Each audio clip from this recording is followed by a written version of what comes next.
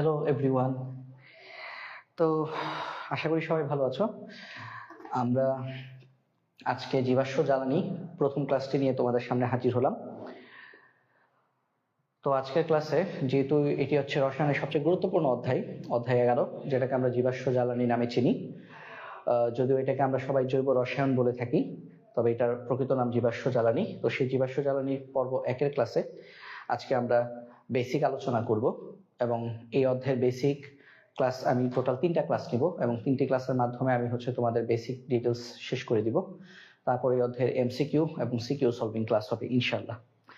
তো যারা যারা ক্লাসে উপস্থিত আছো, তোমরা আমাকে একটু জানাবে যে তোমরা আসলে আমার কথা ক্লিয়ারলি শুনতে পাচ্ছ কিনা, প্লাস আমাকে ঠিকভাবে বোর্ড দেখা যাচ্ছে কিনা। আমি তো দেখতে পাচ্ছি এখানে বোর্ড দেখা যাচ্ছে। তো সবাই একটু জানাবে আমাকে যে ক্লাসটা ঠিকভাবে দেখতে পাচ্ছ কিনা, প্লাস আমার কথা ঠিকভাবে শুনতে পাচ্ছ কিনা। আমি তাও একটু চেক করে দেখি। হ্যাঁ, আমি শুনতে পাচ্ছি, আমার কথা ঠিকভাবে শুনতে পাচ্ছি। তাহলে চলো আমরা দেরি না করে শুরু করে দিই, ঠিক আছে?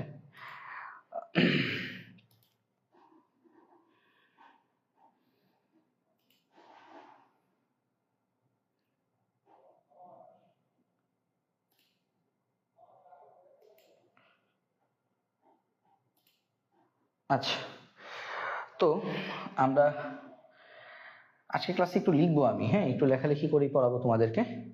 আমরা আজকে ক্লাসে একটু লেখালেখি করেই তোমাদেরকে পড়াবো, যাতে করে তোমরা ডিটেলস বিষয়টা খুব ভালোভাবে বুঝতে পারো। এবং কেউ যদি না বোঝো কোনো জায়গা, তাহলে আমাকে একটু জিজ্ঞেস করে নিবা, ঠিক আছে? যদি কারো কোনো জায়গায় যদি বুঝতে সমস্যা হয়, তাহলে সেক্ষেত্রে একটু ভাইয়াকে সাথে সাথে একটু জিজ্ঞেস করে নিবা, তাহলেই ক্লিয়ার হয়ে যাবে ইনশাল্লাহ। আচ্ছা, লাইটটা বোধহয় একটু ঝামেলা করতেছে, তাই না? আমি একটু ঠিক করে দিই।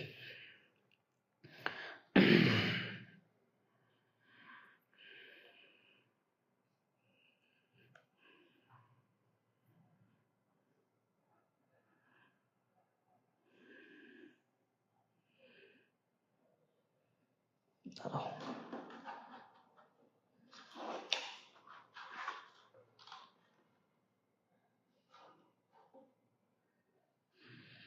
আচ্ছা, তো চলো দেখি আমরা আমাদের অধ্যায় শুরু করার আগে তোমাদের মেইন বইতে আসলে খনিজ আমাদের প্রথমে কিছু বাংলা লেখা থাকে, যে কিভাবে আমাদের পেট্রোলিয়ামকে পরিশোধন করা হয়, তারপর আমাদের কত তাপমাত্রা থেকে কত তাপমাত্রায় গেলে কোন স্থিতিনাঙ্কে গেলে কোনটাকে আমরা চেম্বারে আলাদাভাবে নিয়ে পরিশোধন করি, এরকম একটা টপিক তোমাদের বইতে আছে। তো ভাইয়া ওই টপিকটা আমি পরে পড়াবো। তো আমি প্রথমে তোমাদেরকে একটু সমগোত্রীয় শ্রেণী নিয়ে আজকে আলোচনা করব। আমাদের এসএসসি সিলেবাসে আমাদের মোট সমগোত্রীয় শ্রেণীর কথা বলা আছে খুব সম্ভবত 6টি: অ্যালকেন, অ্যালকিন, অ্যালকাইন, অ্যালকোহল, অ্যালডিহাইড এবং জৈব অ্যাসিড বা কার্বক্সিলিক অ্যাসিড। তো এই সমগোত্রীয় শ্রেণী সম্পর্কে প্রপার নলেজ বা ধারণা না থাকার কারণে যেটা হয়, আমরা অনেক সময় দেখা যায় বিক্রিয়ার সমতা করে আসতে পারি না বা বিক্রিয়া মিলাতে পারি না। আমরা মুখস্থ নির্ভর একটা বিক্রিয়ার জগতে চলে যাই, এবং এই মুখস্থ করার কারণে কিন্তু আমাদের অনেক সময় দেখা যায় বিক্রিয়া লিখতে ভুল হয়। তো বিক্রিয়া যদি লিখতে ভুল হয়, তাহলে কিন্তু এই জীবাশ্ম জ্বালানি অধ্যায় থেকে তুমি কখনোই ভালো কিছু আশা করতে পারো না। তো সেই জন্য আমরা আজকে প্রথমে যেই কাজটা করব, সেটা প্রথমে আমরা সমগোত্রীয় শ্রেণী নিয়ে একটু আলোচনা করব। তারপরে আমরা আস্তে আস্তে অধ্যায়ের ভেতরে প্রবেশ করব। তোমাদের বইতে একটা ছক আছে, ছোট একটা ছক আছে, যে ছকে তোমাদের দেওয়া আছে যে অ্যালকেন কার্বন কার্বন একক বন্ধন, অ্যালকিন কার্বন কার্বন দ্বিবন্ধন, অ্যালকাইন কার্বন কার্বন ত্রিবন্ধন, অ্যালকোহল বলতে আমরা বুঝি লাস্টে OH থাকবে, OH মূলক অ্যালকোহল, অ্যালডিহাইড বলতে আমরা বুঝি লাস্টে CHO থাকবে, জৈব অ্যাসিড বা কার্বক্সিলিক অ্যাসিড আমরা বলতে বুঝি লাস্টে COOH থাকবে। তো এই জিনিসগুলো আমাদের কিভাবে আসে এবং নামকরণ কিভাবে করা হয়, এই জিনিসগুলো চলো আগে আমরা একটু দেখে ফেলি। তো আমরা শুরু করি। প্রথমে আমরা যে কাজটা করব, সেটা আমরা যেমন বাংলায় 1 2 3 4 5 6 এরকম বলি, বা ইংলিশে বললে আমরা 1 2 3 4 5 6 বলি, ঠিক তেমনি জৈব যৌগের নামকরণ করা হয় গ্রিক ভাষায়। গ্রিক ভাষায় আমাদের 1 কে বলা হয় মিথ, 2 কে বলা হয় ইথ, 3 কে বলা হয় প্রোপ, 4 কে বলা হয় বিউট। এইভাবে করে আমাদের গ্রিক নামকরণ হয়। তাহলে আমাদের জৈব রসায়নে বা আমাদের এই অধ্যায়ে আমাদের মূলত প্রথম 10টি 10 কার্বন। আমরা প্রথমে একটু হিসাব করি জৈব রসায়ন আসলে কি। আমাদের জৈব যৌগ হচ্ছে হাইড্রোজেন এবং কার্বনের যৌগ, এদেরকে আমরা হাইড্রোকার্বন বলে থাকি। হাইড্রোকার্বন বলতে বোঝায় মূলত অ্যালকেন, অ্যালকিন এবং অ্যালকাইন, এই তিনজনকে।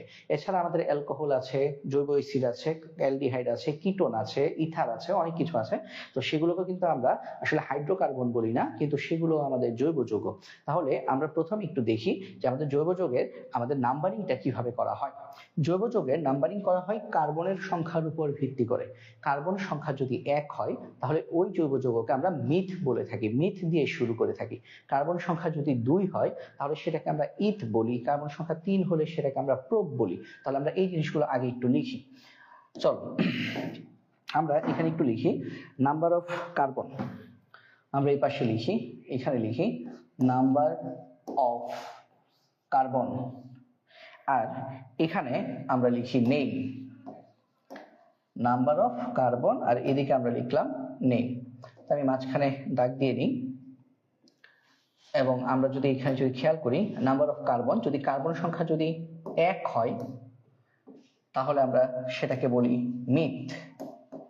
কার্বন সংখ্যা যদি 2 হয় তাহলে আমরা সেটাকে গ্রিক ভাষায় বলা হয় ইথ। কার্বন সংখ্যা 3 হলে সেটাকে গ্রিক ভাষায় বলা হয় প্রোপ। কার্বন সংখ্যা 4 হলে সেটাকে গ্রিক ভাষায় বলা হয় বিউট। কার্বন সংখ্যা 5 হলে সেটাকে আমরা বলি প্যান্ট। কার্বন সংখ্যা 6 হলে সেটাকে আমরা বলি হেক্স। কার্বন সংখ্যা 7 হলে সেটাকে আমরা বলি হ্যাপ্ট। কার্বন সংখ্যা 8 হলে সেটাকে আমরা বলি অক্ট। কার্বন সংখ্যা 9 হলে সেটাকে আমরা বলি নন। কার্বন সংখ্যা 10 হলে সেটাকে আমরা বলি ডেক। তো আমাদের মূলত প্রাথমিকভাবে 10 পর্যন্ত নাম্বারিং জানলেই হয়। তারপর আমাদের কার্বন সংখ্যা 11 হলে সেটাকে আমরা উনডেক বলি। কার্বন সংখ্যা 12 হলে সেটাকে আমরা ডোডেক বলি। কার্বন সংখ্যা 13 হলে সেটাকে আমরা ট্রাইডেক বলি। এভাবে করে কার্বন সংখ্যা 20 হলে সেটাকে আমরা আইকোসেন বলি। কার্বন সংখ্যা 100 হলে সেটাকে আমরা হেক্টেন বলি। বাট আমাদের কার্বন সংখ্যা 100 পর্যন্ত যেতে হবে না, আমাদের কার্বন সংখ্যা 10 পর্যন্ত জানলেই আমাদের চলবে। তো এইখানে তোমাদের একটা পরিচিত একটা শব্দ আছে, যারা কিনা ব্রাজিল ফ্যান আছো।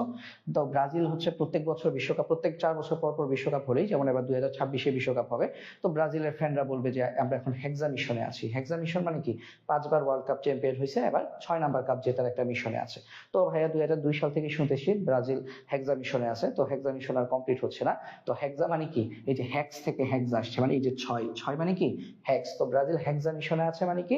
ব্রাজিল হচ্ছে 5টা কাপ অলরেডি জিতছে, মানে ব্রাজিলের পেন্টা মিশন হচ্ছে কমপ্লিট। ব্রাজিল এখন 6 নাম্বার কাপ জেতার অপেক্ষায় আছে, অর্থাৎ ব্রাজিল হেক্সা মিশনে আছে। তো আশা করি এই জিনিসগুলো তোমরা এখন বুঝতে পেরেছো। তো আমরা এই নামকরণগুলো, এই যে আমাদের কার্বনের সংখ্যার উপর ভিত্তি করে যে আমাদের গ্রিক নামগুলো, এগুলো হচ্ছে আমরা মুখস্থ রাখার চেষ্টা করব। ঠিক আছে, এগুলো মুখস্থ রাখার চেষ্টা করবো বলে ভুল হবে, এগুলো আসলে মুখস্থ আমাদেরকে রাখতে হবে। তো এখন এইগুলো যদি তোমার মনে থাকে, এখন আসো চলো আমরা শুরুতেই অ্যালকেনের নামকরণটা করে ফেলি। অ্যালকেন। তো আমরা এখানে লিখলাম অ্যালকেন। অ্যালকেন। তো অ্যালকেন কি? অ্যালকেন একটা হাইড্রোকার্বন, অর্থাৎ অ্যালকেনের মধ্যে শুধুমাত্র কার্বন এবং হাইড্রোজেন থাকবে।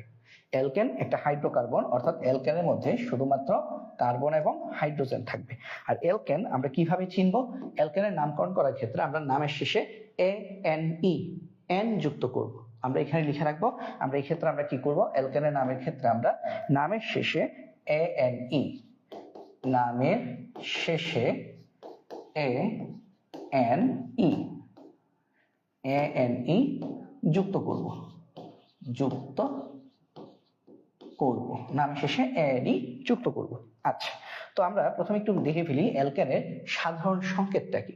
তো আমরা যদি অ্যালকেনের সাধারণ সংকেত যদি লিখতে চাই, তো এই সাধারণ সংকেত মনে রাখতে হবে ভাইয়া। ঠিক আছে, সাধারণ সংকেত মনে রাখতে পারলে তুমি যে কোনো অ্যালকেনের সংকেত লিখতে পারবে। অ্যালকেনের সাধারণ সংকেত হচ্ছে CnH2n+2।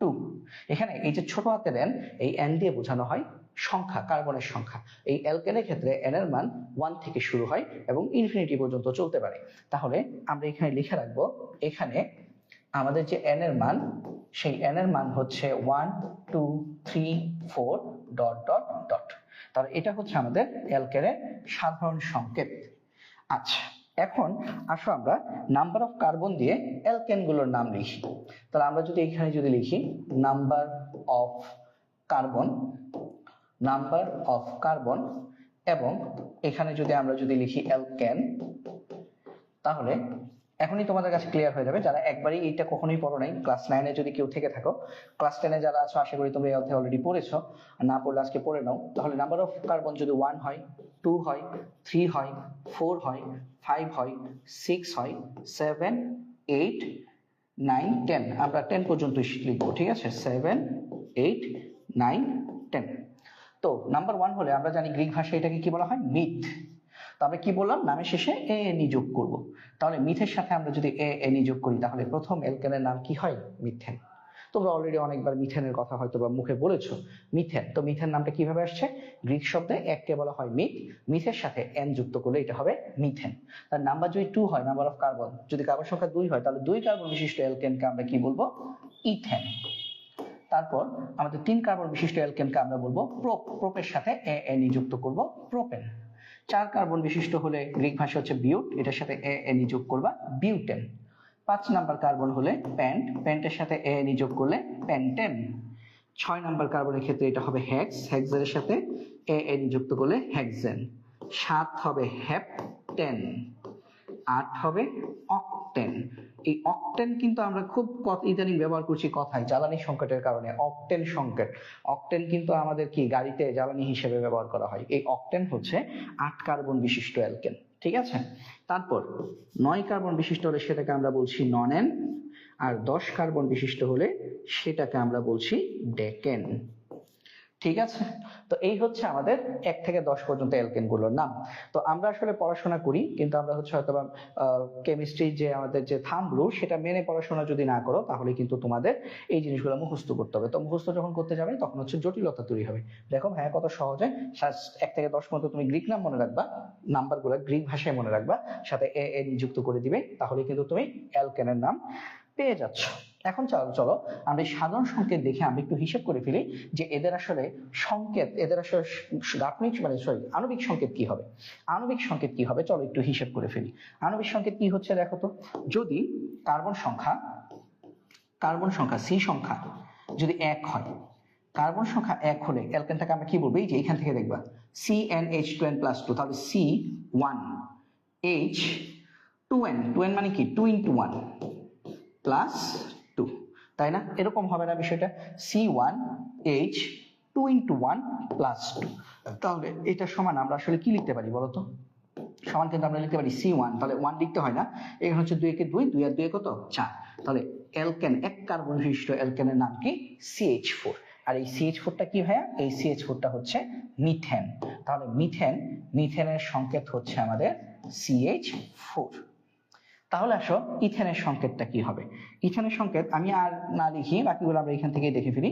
ইথেন হচ্ছে কার্বন সংখ্যা 2, যদি 2 হয় তাহলে হবে C2, আর হাইড্রোজেন হচ্ছে 2 2 × 4, এই যে n এর মান 2, তাহলে 2 2 × 4, 4 আর 2 এর 6, অর্থাৎ আমাদের ইথেনের আণবিক সংকেত হচ্ছে C2H6।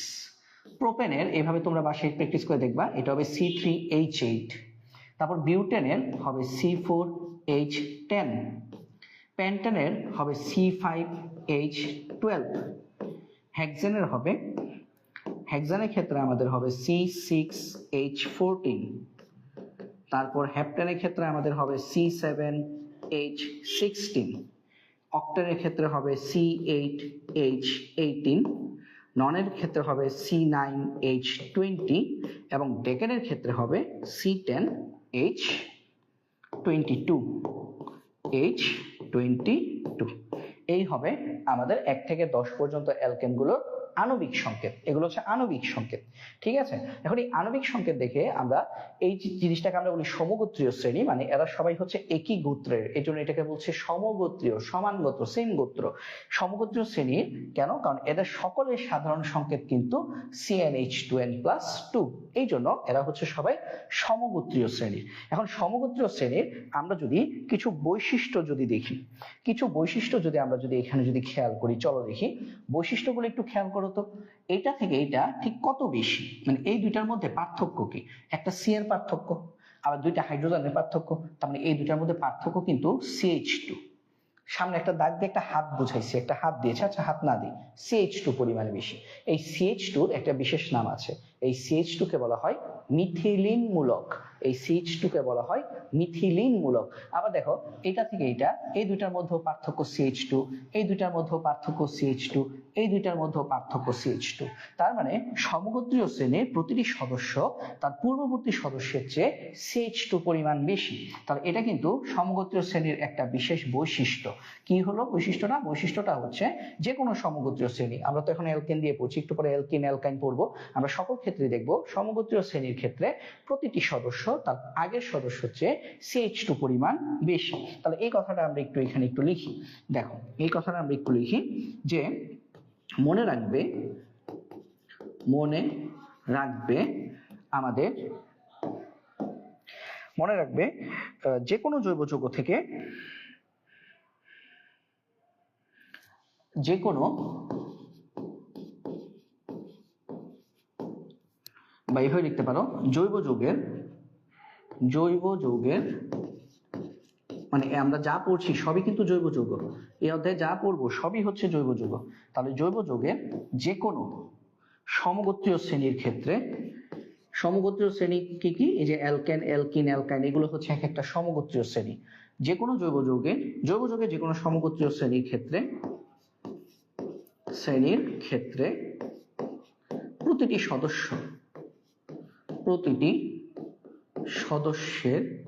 সদস্য তার পূর্ববর্তী সদস্য অপেক্ষা মিথিলিন মূলক।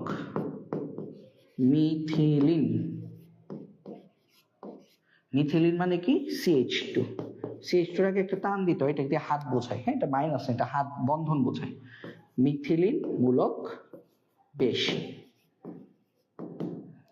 এখন এই মিথিলিন মূলক বেশি মানে আণবিক ভর কত করে বেশি? কার্বনের পারমাণবিক ভর হচ্ছে 12 আর হাইড্রোজেন হচ্ছে 2টা 14। তার মানে প্রতিটা সদস্য তার পূর্ববর্তী সদস্যের চেয়ে ভর হিসেবে 14 বেশি। ঠিক আছে, তার মানে আণবিক ভর হিসেবে একটা সদস্য আরেকটা সদস্যের চেয়ে 14 করে বেশি। ঠিক আছে, আচ্ছা তাহলে লিখবো অর্থাৎ এবং প্রতিটি সদস্যের আণবিক ভরের পার্থক্য, প্রতিটি সদস্যের আণবিক ভর, আচ্ছা এইভাবে লিখি, আণবিক ভর তার পূর্ববর্তী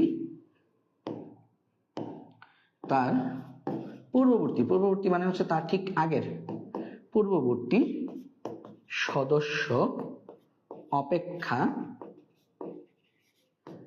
14 বেশি। তো এটা একটা নোট, এটা হচ্ছে তোমরা একটু কষ্ট করে মনে রাখবা যে জৈব যৌগের ক্ষেত্রে যেমন অ্যালকেন, এটা একটা জৈব যৌগ, অ্যালকেন একটা সমগোত্রীয় শ্রেণী। তো অ্যালকেনের যত সদস্য আছে সকল সদস্যের ক্ষেত্রেই আমরা এটা প্রযোজ্য যে প্রত্যেকটা সদস্য, যেমন যদি বলি অক্টেন হেপ্টেন থেকে কি পরিমাণ বেশি? CH2 পরিমাণ বেশি। আবার ডেকেন ননেন থেকে কি পরিমাণ বেশি? CH2 পরিমাণ বেশি। তার মানে সকল সদস্যই হচ্ছে তার পূর্ববর্তী সদস্যের চেয়ে CH2 পরিমাণ বেশি এবং আণবিক ভরের হিসেবে সেটা হচ্ছে 14 করে। আচ্ছা এখন এই হিসেব করে আমরা একটা কাজ করি, আমরা তাহলে একটু কুইজ খেলি। কুইজটা হচ্ছে আমরা হেক্টেন, আমরা বলছিলাম হেক্টেন হচ্ছে 100 কার্বন সংখ্যা, আমরা হেক্টেনের আণবিক ভরটা বের করি। চলো দেখি আমরা তাহলে এই হিসেব করে আমরা হেক্টেনের আণবিক ভর বের করি। তো এই হিসেবে আমরা যদি তোমাদের কাছে কোশ্চেন করি আমি যে বলো হেক্টেনের আণবিক ভর কত? প্রশ্নটা হচ্ছে হেক্টেনের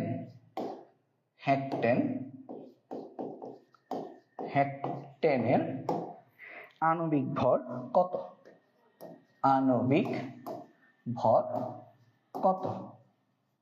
তো দেখো হেক্টেন প্রথমে তোমাকে তো লিখতে শিখতে হবে, তাই না? তো হেক্টেন কিন্তু এটা একটা অ্যালকেন, হেক্টেন যেহেতু একটা অ্যালকেন তার মানে হেক্টেনের আমরা যদি লিখি যে হেক্টেনের সংকেত কি হবে? হেক্টেনের সংকেত হবে C100। আমরা কিন্তু জানি সাধারণ সংকেত হচ্ছে CnH2n+2, তাহলে H হচ্ছে 2n মানে 2 × 100 + 2। তার মানে হেক্টেনের সাধারণ সংকেত হচ্ছে, হেক্টেনের সংকেত হচ্ছে C100, H 200 আর 2 যোগ করলে 202। এটা হচ্ছে হেক্টেনের আণবিক, এটা হচ্ছে হেক্টেনের আণবিক সংকেত, এটা হচ্ছে হেক্টেনের আণবিক সংকেত। আচ্ছা, তাহলে এখন আণবিক সংকেত বের করতে পারলে তুমি কিন্তু আণবিক ভর বের করে ফেলতে পারবে। তো হেক্টেনের আণবিক ভর আসবে, কার্বনের এক একটা পারমাণবিক ভর হচ্ছে 12, তাহলে 12 গুণ 100, আর হাইড্রোজেন এক একটার আণবিক ভর পারমাণবিক ভর হচ্ছে 1, তাহলে 1 গুণ 202, তাহলে হিসাব করলে কত আসবে 1200 আর 202, তার মানে হচ্ছে 1402। হেক্টেনের আণবিক ভর হচ্ছে 1402। তো এটা আরেকভাবে বের করা যায়, সেটা কিভাবে?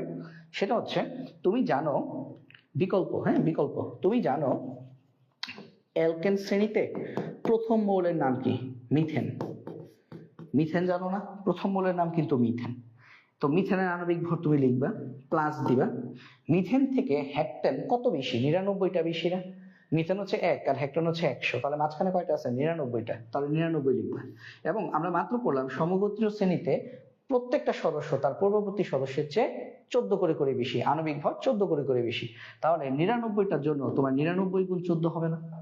তাহলে মিথেনের আণবিক ভরের সাথে তুমি 99 বার 14 গুণ করবা, তাহলে তুমি পাবা 100 নাম্বার কার্বন বিশিষ্ট অ্যালকেনের আণবিক ভর। তাহলে এটা যদি হিসাব করো তাহলেও কিন্তু তোমার আসবে 16 প্লাস 99 গুণ 14 করলে আসে 1386, যোগ করলে আসবে 1402।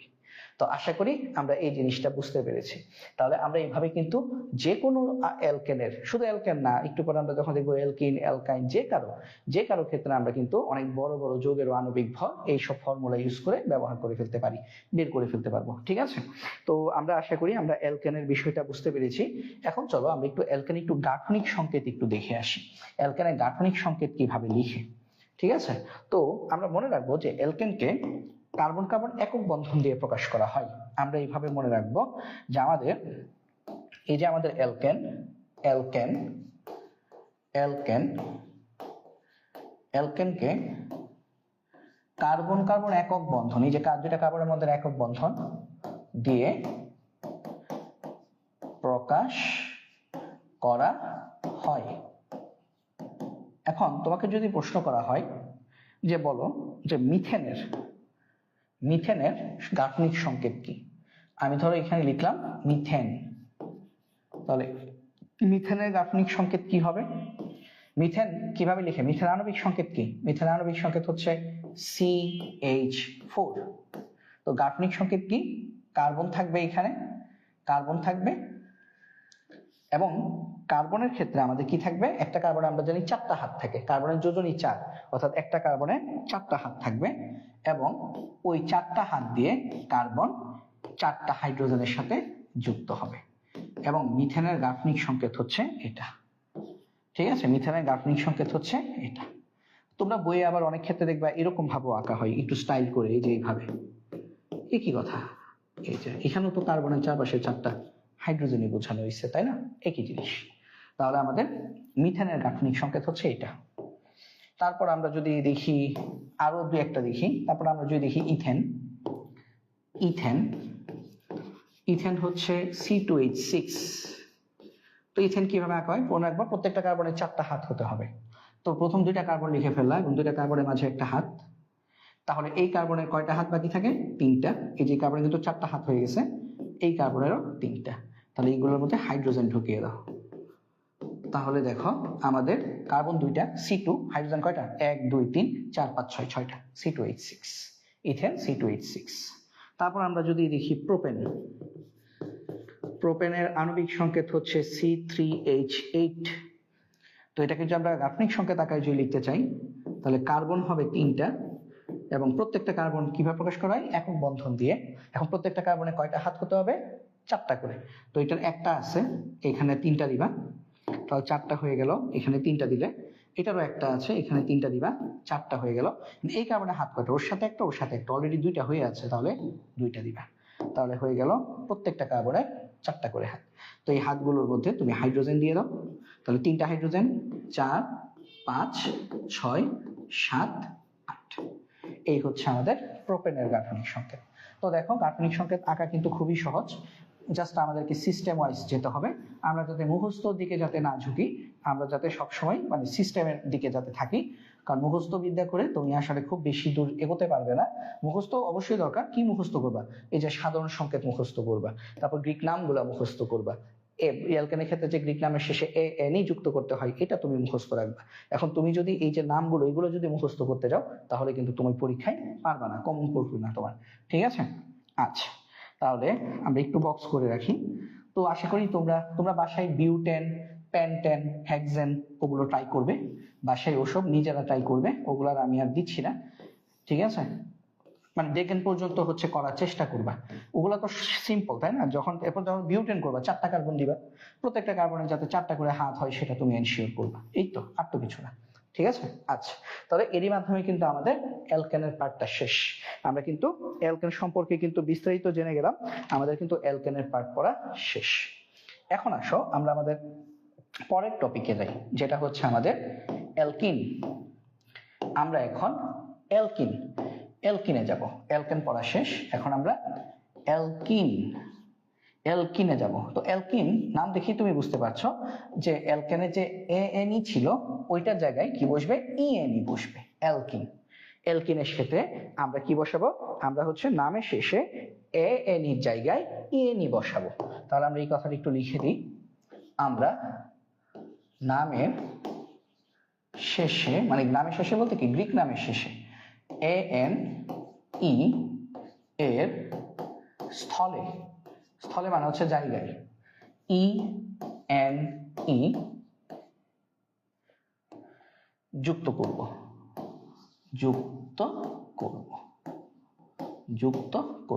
তাহলে যুক্ত করলে আগে আসলে আমরা নামকরণটা করে ফেলি। তাহলে সেক্ষেত্রে আমাদের নামকরণ কেমন হবে? আমরা এখানে লিখবো নাম্বার অফ কার্বন, আর এখানে লিখবো আমরা অ্যালকিন।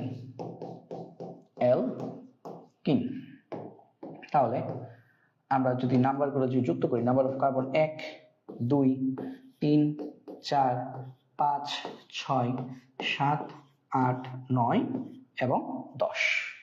এবং আমরা যদি এখানে যদি লিখি, এটা হবে মিথের সাথে ইন, মিথিন,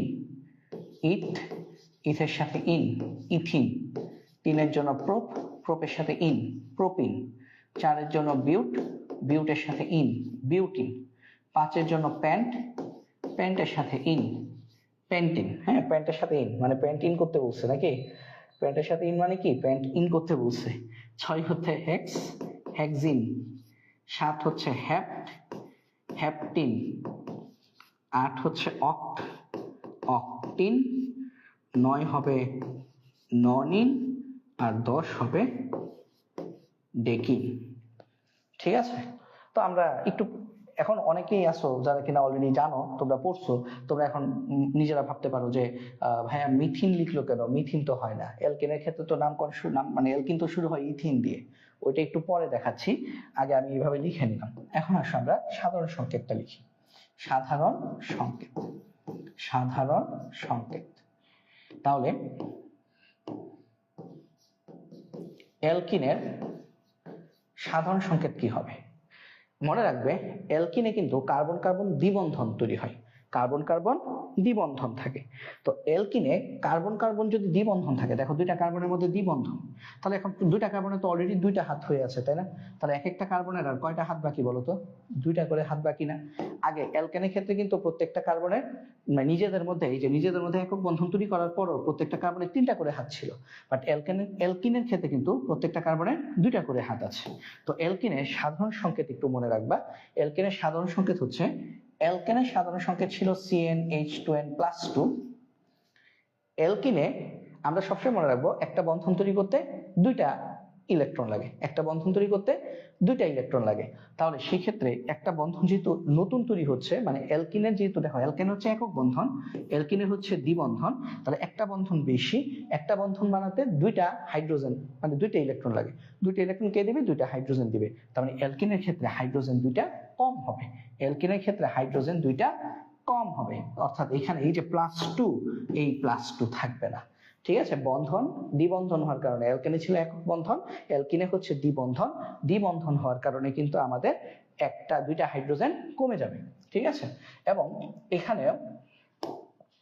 এখানে তোমরা মনে রাখবে n এর সংখ্যা, এন এর সংখ্যা শুরু হবে 2 থেকে, 1 থেকে না, 2 থেকে শুরু হবে। ঠিক আছে, এন এর নাম্বার শুরু হবে 2 থেকে।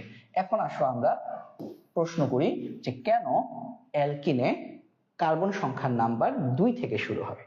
খেয়াল করো, দ্বিবন্ধন কার কার মধ্যে থাকতে হবে? দুইটা কার্বনের মধ্যে দ্বিবন্ধন থাকতে হবে। তো আমরা এইভাবে এটা লিখতে পারি। দেখো, আমরা লিখতে পারি এইভাবে, এখানে একটা কথা লিখি, যেহেতু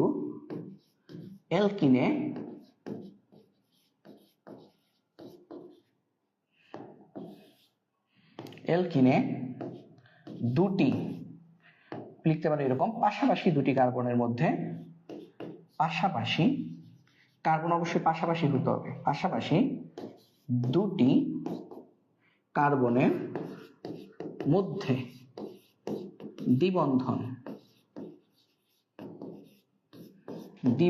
এই যে দ্বিবন্ধন, দুইটা কার্বনের মধ্যে দ্বিবন্ধন থাকে, দ্বিবন্ধন হয়, তাই আমরা যে মিথিন লিখি, মিথিনের কার্বন তো একটা, কিন্তু বলছে অ্যালকিন হতে গেলে দুইটা কার্বন থাকতে হবে, দুইটা কার্বনের মধ্যে মিনিমাম দুইটা কার্বন থাকতে হবে, দুইটা কার্বনের মধ্যে দ্বিবন্ধন হতে হবে।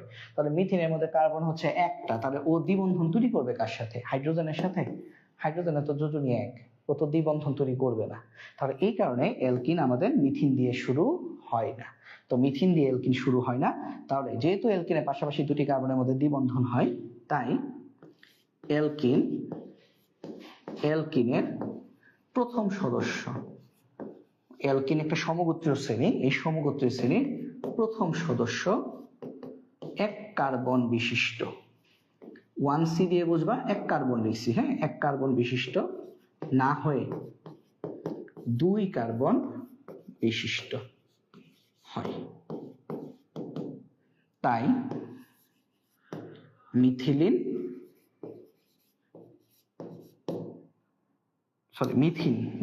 মিথিলিন তো একটু আগে লিখলাম, তাই মিথিন হয় না। এটা অনেক সময় প্রশ্নে আসে যে মিথেন হলেও মিথিন হয় না কেন? উত্তরটা এটাই, যে অ্যালকেনে আসলে আমাদের একটা মানে একক বন্ধন থাকে, আর হাইড্রোজেন একক বন্ধন তৈরি করতে পারে, এই কারণে অ্যালকেনের ক্ষেত্রে এক কার্বন বিশিষ্ট মিথেন তৈরি হয়। কিন্তু অ্যালকিনের ক্ষেত্রে দ্বিবন্ধন তৈরি করতে হয়, এবং দ্বিবন্ধন তৈরি করতে গেলে মিনিমাম 2টা কার্বন লাগে, তাই অ্যালকিনের প্রথম সদস্য এক কার্বন বিশিষ্ট মিথিন না হয়ে 2 কার্বন বিশিষ্ট ইথিন হয়। ঠিক আছে, তাই মিথিন হয় না। তো আশা করি এই জিনিসটা তোমাদের ক্লিয়ার। এটা কিন্তু আমাদের সংক্ষিপ্ত প্রশ্নে একটা গুরুত্বপূর্ণ প্রশ্ন আসতে পারে। তো অ্যালকিনের ক্ষেত্রে আমাদের প্রথম সদস্য তার মানে মিথিন নয়, বরং অ্যালকিনের ক্ষেত্রে আমাদের প্রথম সদস্য হচ্ছে ইথিন। অ্যালকিনের ক্ষেত্রে আমাদের প্রথম সদস্য হচ্ছে ইথিন। তাহলে আমরা এই জিনিসটা, এটা বিসমিল্লাহ বলে আমরা কেটে দিব। ঠিক আছে, এটা নাই, তো আমরা এই জিনিসটা এভাবে কাটি, একটু ডিজাইন করে কাটি, এই যে এটা হয় না। ঠিক আছে, অ্যালকিনের ক্ষেত্রে মিথিন বলতে কিছু হয় না, অ্যালকিন আমাদের শুরুই হয় ইথিন দিয়ে। ঠিক আছে, আচ্ছা, এবং বাকি সব সেম, যে প্রত্যেকটা সদস্য তার পূর্ববর্তী সদস্যের চেয়ে CH2 পরিমাণ বেশি। চলো আমরা দেখে ফেলি কিভাবে CH2 পরিমাণ বেশি। তাহলে প্রথম অ্যালকিনের নাম কি? দেখো তো, প্রথম অ্যালকিনটার নাম কি হবে? 2 কার্বন বিশিষ্ট, তো 2 কার্বন বিশিষ্ট হলে কিন্তু C2, 2 কার্বন বিশিষ্ট হলে C2 আর H2N, তাহলে এটা যদি 2 হয়, এটা হচ্ছে 2 দুগুণে 4, C2H4। তারপর 3 কার্বন বিশিষ্ট হচ্ছে C3H6, দেখো CH2 পরিমাণ বেশি। তারপরে বিউটিন হচ্ছে C4H8, পেন্টিন হচ্ছে C5H10, হেক্সিন হচ্ছে C6H12, তারপর হেপটিন হবে C7H14, তারপর অক্টিন হচ্ছে C8H16, ননিন হবে C9H18, আর রেকিন হচ্ছে C10H20। এবং খেয়াল করো, আমরা আগের স্লাইডগুলোতে যে লিখেছি অ্যালকেন থেকে কিন্তু এটা 2টা করে হাইড্রোজেন কম আছে। যেমন অ্যালকেনের ক্ষেত্রে এটা ছিল C2H6, ওই যে +2 ছিল, এখানে কিন্তু +2 লিখি নাই, +2 মুছে দিয়েছি। তাহলে এই হচ্ছে আমাদের অ্যালকিন। তো আশা করি আমরা অ্যালকিনের আণবিক সংকেতগুলো লিখতে পারবো। এখন চলো আমরা একটু, এবং তোমরা যদি আণবিক ভর যদি হিসাব করো, দেখো যেহেতু CH2 করে বাড়তেছে, তার মানে আণবিক ভর কত করে বাড়বে? আণবিক ভর আমাদের 14 করে বাড়বে, প্রত্যেকটা থেকে 14 করে বেশি। তাহলে আমরা এখন কিছু গাঠনিক সংকেত দেখে ফেলি অ্যালকিনের। যেমন অ্যালকিনের প্রথম সদস্য কি? ইথিন। তাহলে ইথিনের ক্ষেত্রে গাঠনিক সংকেত কিভাবে আসবে? ইথিন গাঠনিক সংকেত, হ্যাঁ, আমরা এইভাবে লিখে দিই যে কতিপয় কতিপয় মানে কয়েকটি আর কি, হ্যাঁ, কতিপয় গাঠনিক সংকেত। কার গাঠনিক সংকেত? অ্যালকিনের গাঠনিক সংকেত। অ্যালকিনের, এখানে লিখে রাখি, অ্যালকিনের কতিপয় গাঠনিক সংকেত। তো অ্যালকিনের কতিপয় গাঠনিক সংকেত আমাদের কি কি লিখতে পারি? প্রথমে আমরা লিখলাম ধরো ইথিন, C2H4, C2H4। তো ইথিনের গাঠনিক সংকেত আমরা কিভাবে লিখবো?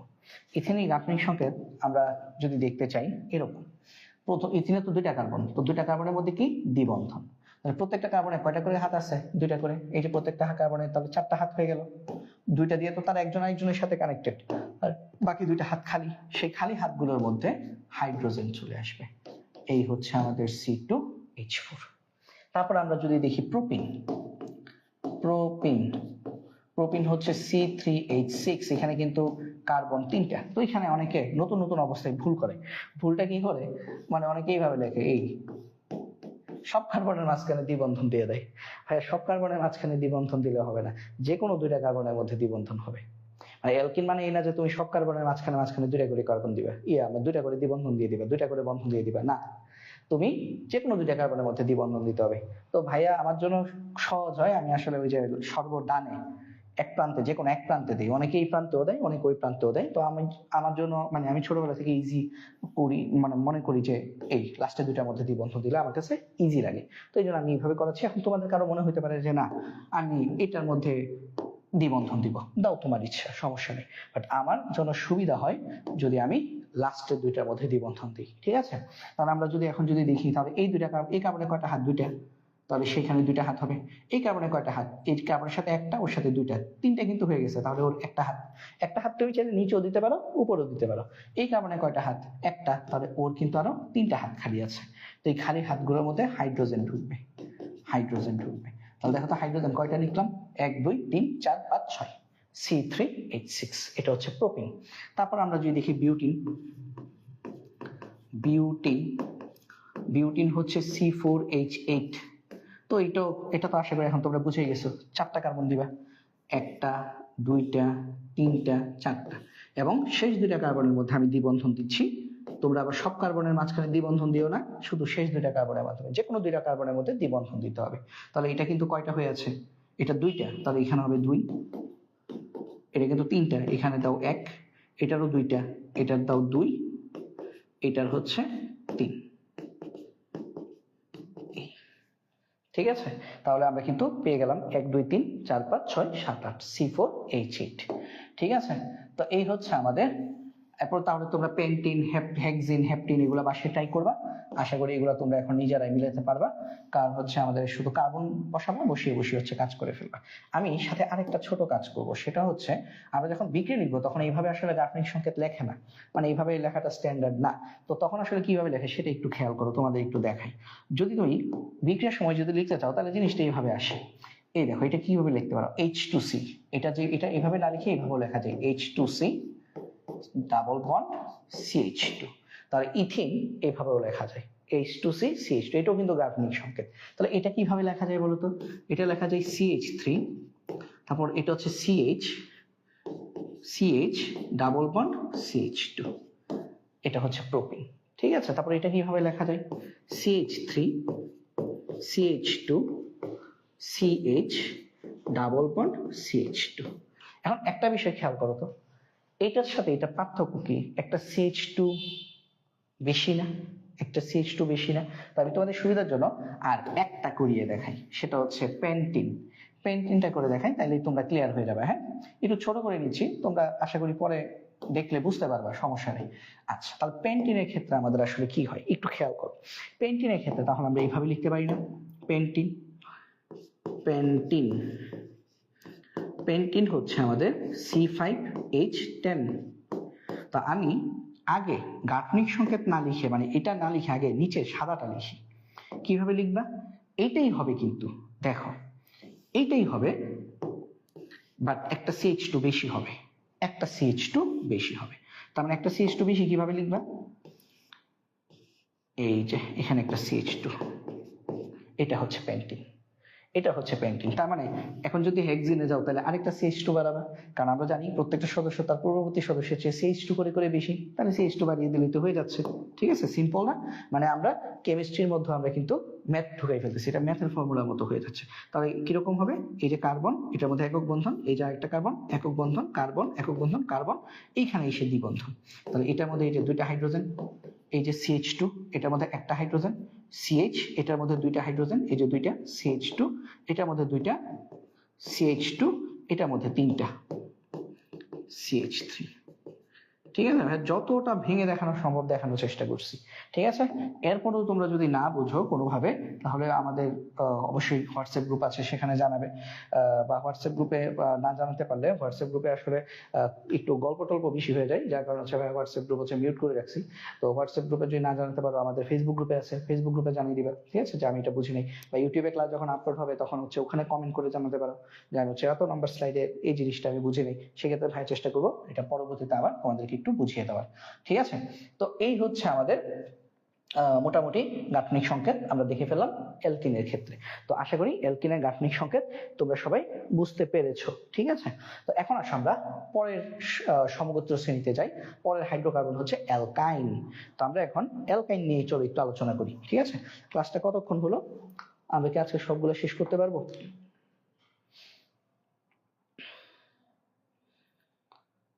ক্লাসটা 10টায় দেওয়ার কারণ হচ্ছে আমার 10টার সময় যদি লাইভ ক্লাসটা নেই তাহলে আমার জন্য একটু সুবিধা হয়, বুঝছো? কারণ যদিও আমি বুঝতে পারি যে 10টার সময় ক্লাস নিলে হয়তো বা তোমাদের অনেকেরই এই সময় ঘুম চলে আসে, বা হচ্ছে তোমরা হয়তো বা এই সময় অন্য পড়াশোনায় ব্যস্ত থাকো নিজেদের নিয়ে। তো তারপরেও সমস্যা নেই, লাইভে যতজনই থাকো পরে হচ্ছে ক্লাস তো দিয়েই দিব ইউটিউবে, সেখান থেকে দেখে নিতে পারবা। তাহলে আসো পরেরটা দেখি, অ্যালকাইন। অ্যালকাইন, অ্যালকাইন কিভাবে লেখে? অ্যালকাইন হচ্ছে আমরা নামের শেষে ANE, মানে অ্যালকেন দিয়ে সব হিসাব করতেছি, ANE এর স্থলে আইন YNE বসাবো, ANE এর জায়গায় YNE যুক্ত করব। YNE মানে হচ্ছে আইন, তাহলে কিন্তু আমাদের অ্যালকাইন হয়ে যাচ্ছে। এবং অ্যালকাইনের সাধারণ সংকেত কি? অ্যালকাইনে হচ্ছে কার্বন কার্বন ত্রিবন্ধন, অ্যালকিনে তো দ্বিবন্ধন ছিল, এখানে আরেকটা বন্ধন বাড়ছে, আরেকটা বন্ধন বাড়ছে কি মানে কি আরো দুইটা হাইড্রোজেন কমে যাবে, তাহলে এটা সাধারণ সংকেত হবে, মানে এক একটা বন্ধন বাড়ার মানে দুইটা করে হাইড্রোজেন কমে যাওয়া। এটা সাধারণ সংকেত হবে CnH2n, এটা থেকে 2 বিয়োগ করতে হবে। তাহলে আমরা একটু দেখো তো, কার্বন কার্বন একক বন্ধন ছিল অ্যালকেন, অ্যালকেনের সাধারণ সংকেত ছিল CnH2n +2। তারপর হচ্ছে কার্বন কার্বন দ্বিবন্ধন অ্যালকিন, দুইটা হাইড্রোজেন কমে গেছে CnH2n। তারপর এখন হচ্ছে কার্বন কার্বন ত্রিবন্ধন অ্যালকাইন, আরো দুইটা হাইড্রোজেন কমবে। তো তোমরা এইভাবেও কিন্তু মনে রাখতে পারো, অ্যালকেনেরটা মনে রাখবা, পরে প্রত্যেক ক্ষেত্রে দুইটা করে করে হাইড্রোজেন কমাই দিবা, শেষ। ঠিক আছে, তো এটা মুছে ফেলি, এটা এখন দরকার নেই। তাহলে আমরা এখন দেখো সাধারণ সংকেত। এবং অ্যালকাইনেও যেহেতু কার্বন কার্বন ত্রিবন্ধন থাকতে হবে, তার মানে মিনিমাম দুইটা কার্বন থাকতে হবে। তো মিনিমাম দুইটা কার্বন যদি থাকে তাহলে এটাও কি অ্যালকিনের মতোই হবে। মিথাইন বলে কিছু নাই, মানে ইলেকট্রন শুরুই হবে, মানে আমাদের নামকরণ শুরুই হবে, প্রথম সদস্যের নাম হবে ইথাইন। তাহলে সাধারণ সংকেত হচ্ছে CnH2n-2, আর আমাদের এখানে n এর মান হবে 2 থেকে শুরু, 2 3 4 ... এইভাবে হবে। ঠিক আছে, তাহলে আমরা এখন যদি নাম্বার লিখি, নাম্বার অফ কার্বন, এবং এখানে লিখলাম অ্যালকাইন,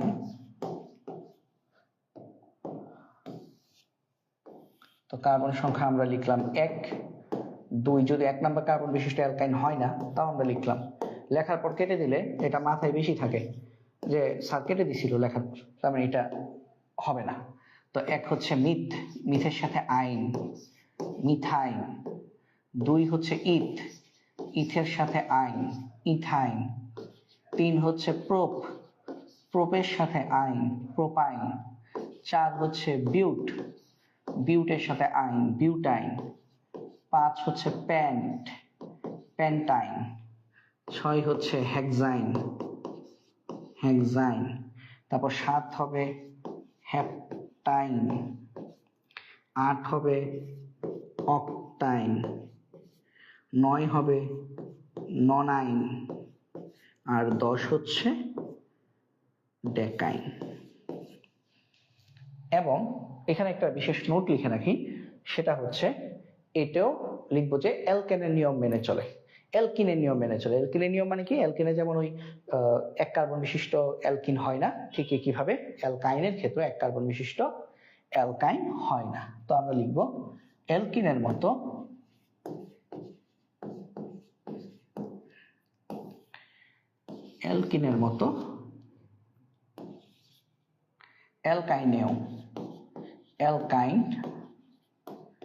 অ্যালকাইনের ক্ষেত্রেও এক কার্বন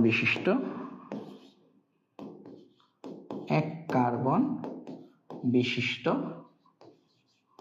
সদস্য সম্ভব নয়। অর্থাৎ মিথাইন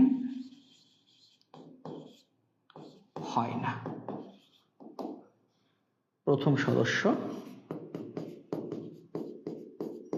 ইথাইন।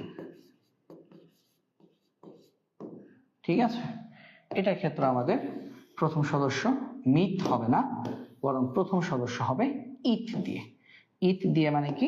ইথাইন। আর বাকি নিয়মকানুন আগের মতোই, প্রত্যেকটা সদস্য পূর্ববর্তী সদস্যের চেয়ে CH2 পরিমাণ বেশি। তো এটা আমরা একটু পাশে একটু লিখে রাখি, CH2 পরিমাণ যে বেশি, তাহলে 1 নাম্বার এটা হবে না, মিথাইন বলতে কিছু নাই। ঠিক আছে, তাহলে আমাদের শুরু হচ্ছে ইথাইন দিয়ে। এখন ইথাইনের সংকেত কি? C2, H2n, মানে 2 দুগুণে 4 থেকে 2 বিয়োগ করলে 2, C2H2। তারপরে যেন কত করে বাড়ে? CH2 করে বাড়ে, তার মানে C3H4। তোমরা ওটার সাথে মিলাই দেখো, সাধারণ সংকেতের সাথে কার্বনের সংখ্যা যদি 3 বসাও, তাহলে এই সূত্রে 9 এর মান যদি 3 বসাও, তাহলে C3H4 হবে। তারপরে আরো CH2 বাড়বে, C4H6।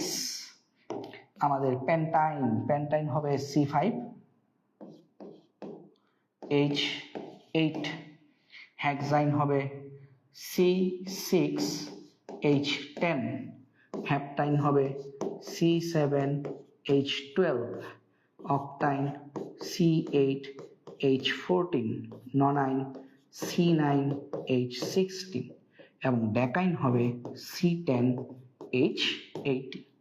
তো আশা করি এটাও তোমাদের সবার ক্লিয়ার। তো আমরা এখন কয়েকটা যৌগের, কয়েকটা অ্যালকাইনের গাঠনিক সংকেত একটু এঁকে দেখি। আমরা যদি কতিপয় অ্যালকাইনের কতিপয় গাঠনিক সংকেত আমরা যদি দেখি, অ্যালকাইনের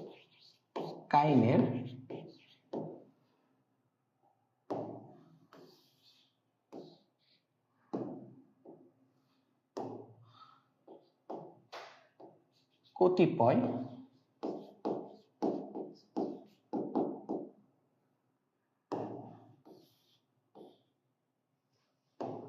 গাঠনিক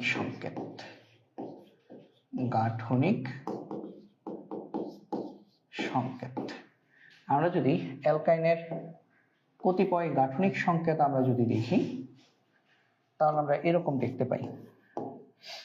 একটা লিখলাম ইথাইন, C2H2, ইথাইন।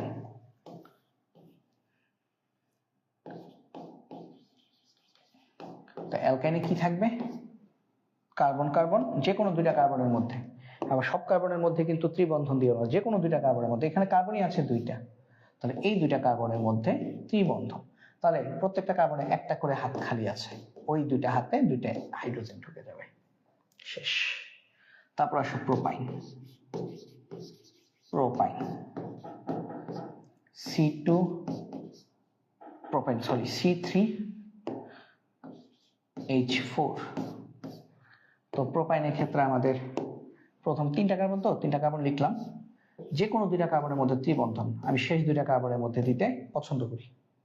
তাহলে এখানে এই কার্বনের কিন্তু 3টা হাত, তাহলে এই পাশে হবে একটা, এটা কিন্তু অলরেডি 4টা হাত হয়ে গেছে। তাহলে এই কার্বনে কি আর কোনো হাইড্রোজেন যুক্ত হওয়ার জায়গা আছে? নাই, কারণ কার্বনের সর্বোচ্চ হাতই 4টা, এর সাথে একটা, এর সাথে 3টা। এই কার্বনে কিন্তু 3টা হাত খালি।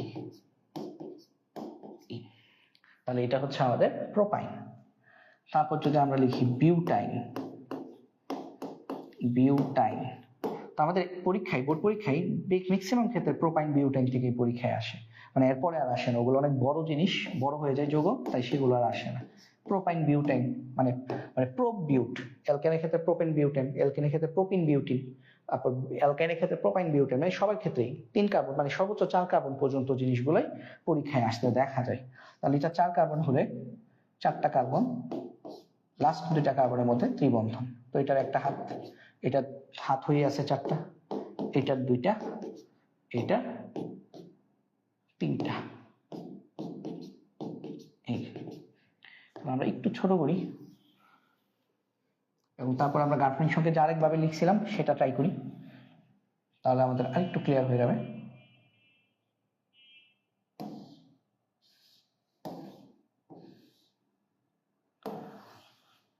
দেখো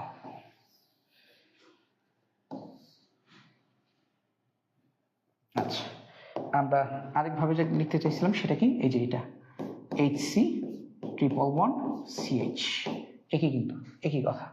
তারপরে এটার জন্য যদি লিখো, এটা এইভাবে লেখা যায়। তারপর এটার জন্য যদি লিখো তোমরা, তাহলে এইভাবে লেখা যায় CH3 C triple bond CH, সেখানে একটা H আছে। তারপর এখন এটার জন্য যদি লিখো, দেখো আমি কি বলছি, প্রত্যেক ক্ষেত্রে কি বাড়বে, CH2 করে বাড়বে। দেখো তো, মানে CH2 করে করে বাড়ছে না, CH2 করে করে কিন্তু বাড়তেছে। তাহলে আমরা যদি এরপরেরটা যদি দেখি, আমাদের এটার জন্য যদি দেখো, এটার জন্য দেখো তো কি আসে, এই যে CH3, এই যে CH2, এই যে CH2 আসছে, তারপর CH, ঠিক আছে। এখন তোমাদের যদি আমি যদি বলি আচ্ছা প্যান্টাইন, প্যান্টাইন লেখো তো, তো প্যান্টাইন তোমরা লিখতে পারবা না? আমার তো মনে হয় এখন তোমরা প্যান্টাইন নিজেরাই লিখতে পারবা। তাও ভাই একটু দেখাই দিই, প্যান্টাইন যদি তোমাদেরকে যদি বলে যে প্যান্টাইন, প্যান্টাইন হচ্ছে C5H8, প্যান্টাইনের গাঠনিক সংকেত যদি লিখতে বলে তোমাদেরকে, আমার মনে হয় তোমরা নিজেরাই পারবা।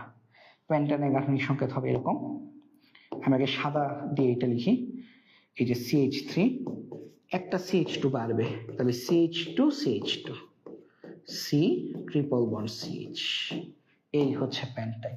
ঠিক আছে, এখানে একটা CH2 ছিল, এখানে 2টা। তারপর যদি বলে হেক্সাইন, আরেকটা CH2 বাড়বে। ঠিক আছে, এইগুলো ঠিক রাখবে, এইটা ঠিক রাখবা।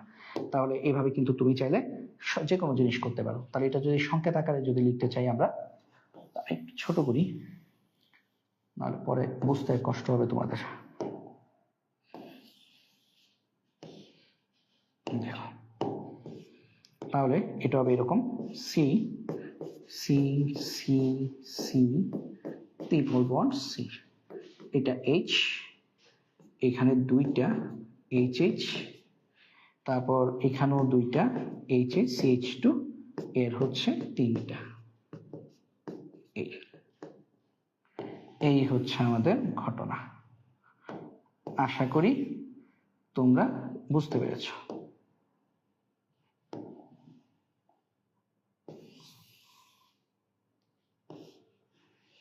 এই ঠিক আছে, তো এটা হচ্ছে আমাদের প্যান্টাইন। ওকে, তো আমরা ইথাইন, প্রোপাইন, বিউটেন, প্যান্টেন এগুলো আঁকা শিখলাম। তোমরা বাসায় চেষ্টা করবা এর পরের গুলা, হ্যাঁ, যে আমাদের হেক্সাইন, হ্যাপটাইন এগুলা আঁকা যায় কিনা, এগুলা লেখা যায় কিনা সেগুলো চেষ্টা করবা। তো আমাদের অ্যালকাইন পর্যন্ত শেষ। অ্যালকাইন পর্যন্ত শেষ হলে এখন আমরা দেখবো অ্যালকোহল। তবে অ্যালকোহল দেখার আগে আমরা অ্যালকোহল, এখন যে 3টা দেখবো, অ্যালকোহল, অ্যালডিহাইড এবং জৈব অ্যাসিড, এই 3জনকে দেখার আগে আমরা একটা, এটা আসলে কোনো জৈব যৌগ না, এটা হচ্ছে অ্যালকেন থেকে একটা হাইড্রোজেন বের করলে একটা জিনিস তৈরি হয়, সেটাকে আমরা বলি অ্যালকাইল। তো অ্যালকাইল জিনিসটা আসলে একটু তোমাদের জানা উচিত, কারণ অ্যালকাইল দিয়েই আমরা আসলে পরবর্তী অ্যালকোহল, অ্যালডিহাইড, জৈব অ্যাসিড এগুলো শিখবো। তো আমরা একটা নতুন নাম লিখি, যেটা হচ্ছে অ্যালকাইল। বাট মনে রাখবা এটা আসলে কোনো মানে অ্যালকাইনের মতো এটা আসলে কোনো জৈব যৌগ না, বরং এটা হচ্ছে অ্যালকেন থেকে একটা হাইড্রোজেন সরাই ফেলে যা থাকে তা। তো অ্যালকাইলের আমরা যদি সংজ্ঞা লিখি, সংজ্ঞাটা হবে এরকম: অ্যালকেন থেকে একটি হাইড্রোজেন অপসারণ করলে সেটি অ্যালকাইল। অ্যালকাইল হচ্ছে একটা মূলক হয়ে যায়। তার মানে মিথেন থেকে মিথাইল, ইথেন থেকে ইথাইল, প্রোপেন থেকে প্রোপাইল, এরকম। তো আমরা এইভাবে লিখতে পারি অ্যালকেন,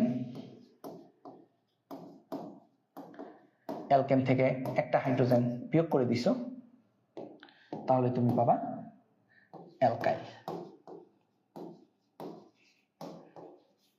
বা তুমি বলতে পারো অ্যালকেনের সাধারণ সংকেত দিয়ে যদি করো, অ্যালকেন হচ্ছে CnH2n+2, এটাকে আমরা যদি একটা হাইড্রোজেন অপসারণ করি, বের করে দিই, তাহলে আমরা পাবো CnH2n+1। তাহলে অ্যালকাইলের সাধারণ সংকেত হচ্ছে CnH2n+1। ঠিক আছে, এই জিনিসটা তোমার মনে রাখতে হবে। এটা হচ্ছে অ্যালকাইলের সাধারণ সংকেত, এটা হচ্ছে অ্যালকেনের সাধারণ সংকেত।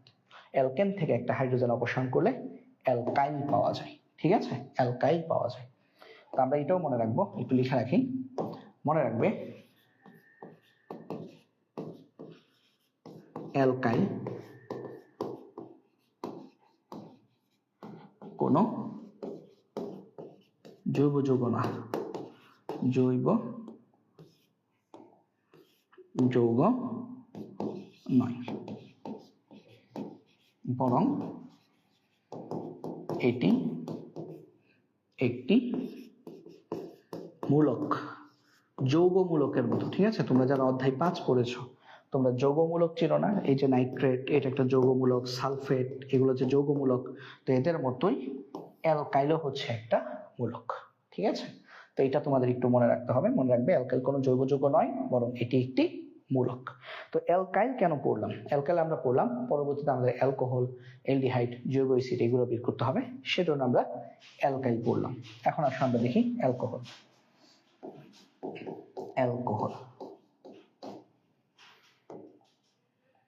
অ্যালকোহলে নামের শেষে ANE বাদ দিয়ে OL যোগ করতে হবে।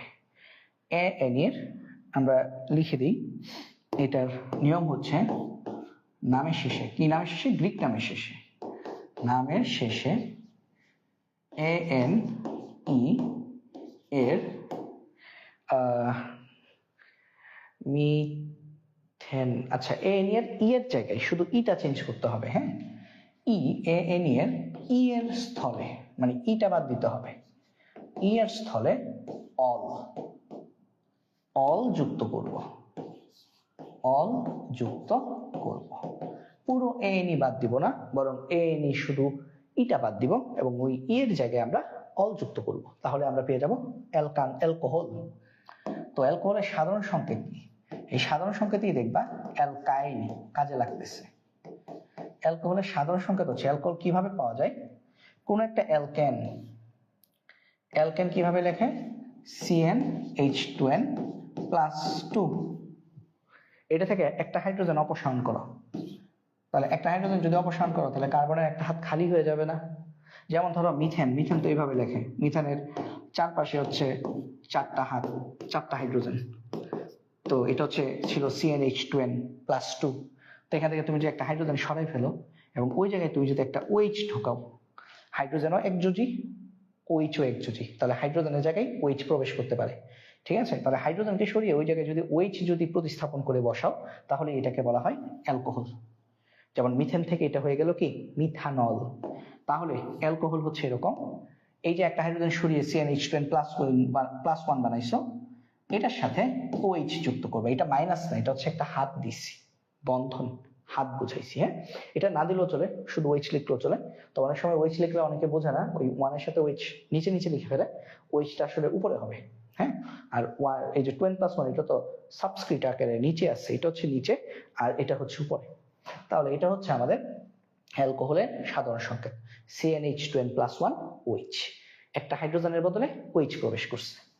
তো এখানে n এর মানটা তোমরা মনে রাখবা, n এর মান শুরু হবে 1 দিয়ে, 1 2 3। কোনটার ক্ষেত্রে n এর মান কত সেগুলো কিন্তু সব লিখে দিচ্ছি, তো এগুলো বাসায় ভালো করে এগুলো স্টাডি করবা, তাহলে দেখবা পরীক্ষায় সব কমন পড়ে গেছে। জৈব রসায়ন সহজ, জীবাশ্ম জ্বালানি সহজ, একটু টেকনিক্যালি পড়লেই সহজ। তোমরা মুখস্থ করতে যেয়ে অনেকেই ধরা খাও। মুখস্থ করবো অবশ্যই, আগে টেকনিক এগুলো আগে জানার চেষ্টা করবা। হ্যাঁ, দেখো নাম্বার অফ কার্বন, এখানে লিখলাম অ্যালকোহল।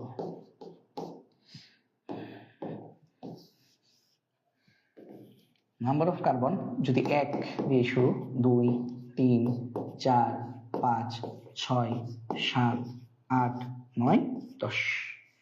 1 হলে সেটাকে আমরা কি বলি? মিথেন। অ্যালকেনের ক্ষেত্রে মিথেন বলি না? আচ্ছা, আগে এইগুলো লিখে ফেলি। 2 হলে আমরা অ্যালকেন হলে কি বলি? ইথেন, H হবে ইথেন। 3 হলে কি বলি? প্রোপেন। 4 হলে কি বলি? বিউটেন। 5 হলে কি বলি? পেন্টেন। 6 হলে কি বলি? হেক্সেন। 7 হলে কি বলি? হেপ্টেন। 8 হলে অক্টেন। 9 হলে ননেন। আর 10 হলে সেটাকে আমরা বলি ডেকেন। এটা তো অ্যালকেন, বাট আমি তো বলতেছি অ্যালকোহল।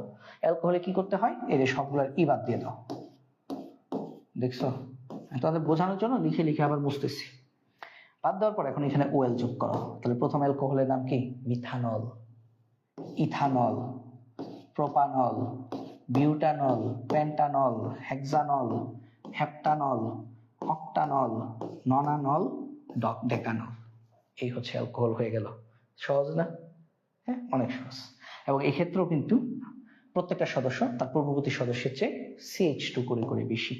তো প্রথম সদস্যের আমরা যদি সংকেতটা যদি লিখি, আণবিক সংকেত CH3OH। কেন? CH4 ছিল, একটা হাইড্রোজেন কমছে, CH3OH যুক্ত হয়েছে। তারপরে C2H5OH, এটার সাথে মিলিয়ে লিখতে হবে। n এর মান 2 বসিয়ে এটা পাইছি। n এর মান এই সংকেতে n এর মান 3 বসালে আমরা পাবো C3H7OH। বিউটানল হবে C4H9OH। তারপর পেন্টানল হবে C5H11OH। হেক্সানল হবে C6H13OH। হেপ্টানল হবে C7H15OH। অক্টানল হবে C8H17OH। ননানল হবে C9H19OH। আর ডেকানল হবে C10H21OH। এই তো। এবং এখানে আর কোনো কিছু লিখতেছি না আমি, কারণ আমাদের এটা তো আমরা বুঝেই বলছি, তাই না, যে আমাদের প্রত্যেকটা সদস্য পূর্ববর্তী সদস্যের চেয়ে CH2 করে করে বেশি হবে। এখন আসো আমরা এর মধ্যে যে ইথানল, এর কয়েকটার আমরা গাঠনিক সংকেত এঁকে শিখি। অ্যালকোহলের কতিপয় গাঠনিক সংকেত।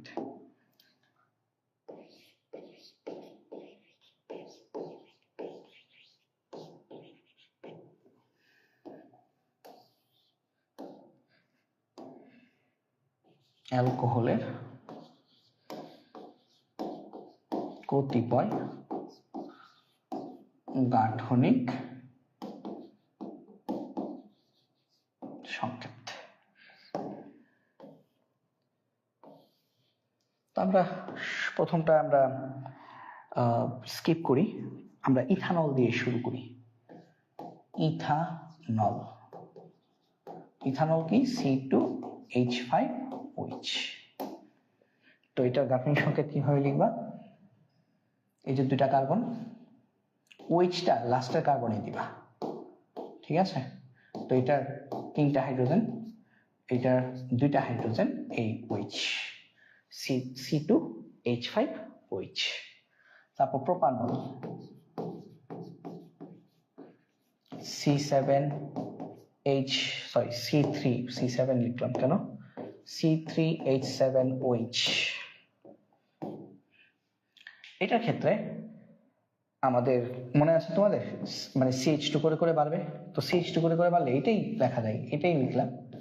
জাস্ট কি করবা বলো তো, এইটাকে একটু দূরে নিয়ে যাও, এই মাঝখানে একটা CH2 বসিয়ে দাও, এই হয়ে গেল CH3 CH2 CH2H। দেখছো সহজ। তারপরে বিউটানল, বিউটানল C4H9OH, মানে আরো CH2 বাড়াতে হবে। তো CH2 কিভাবে বাড়াবা, মনে করো এটা লিখলাম, এই লাস্টের যেটা এটাকে একটু দূরে নিয়ে গেলাম, এইখানে এই কার্বন দুইটা, এই CH2 শেষ। তাহলে তো আশা করি এগুলো তোমরা বুঝছোই, তাই না? এগুলো তার বোঝার বাকি নেই, বোঝার বাকি থাকার কথা না এগুলা, ঠিক আছে? আর যদি বোঝার বাকি থাকে তাহলে আবার ক্লাসটা দেখতে হবে, দেখে ঠিক করে নিতে হবে, ঠিক আছে? আচ্ছা,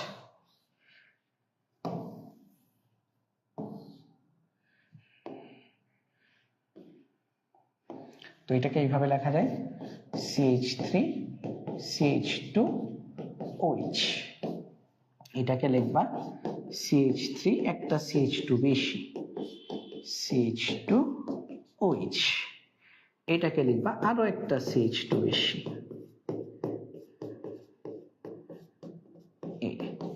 যদি পেন্টানল লিখতাম আর একটা CH2 বাড়াই দিতাম, এই তো, আর কিছু নেই।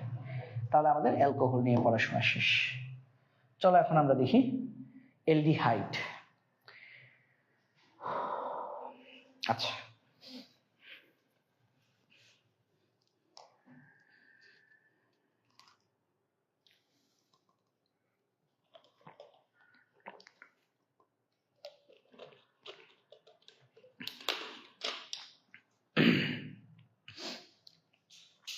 আমরা এখন যদি অ্যালডিহাইড নিয়ে যদি একটু যদি দেখি, অ্যালডিহাইড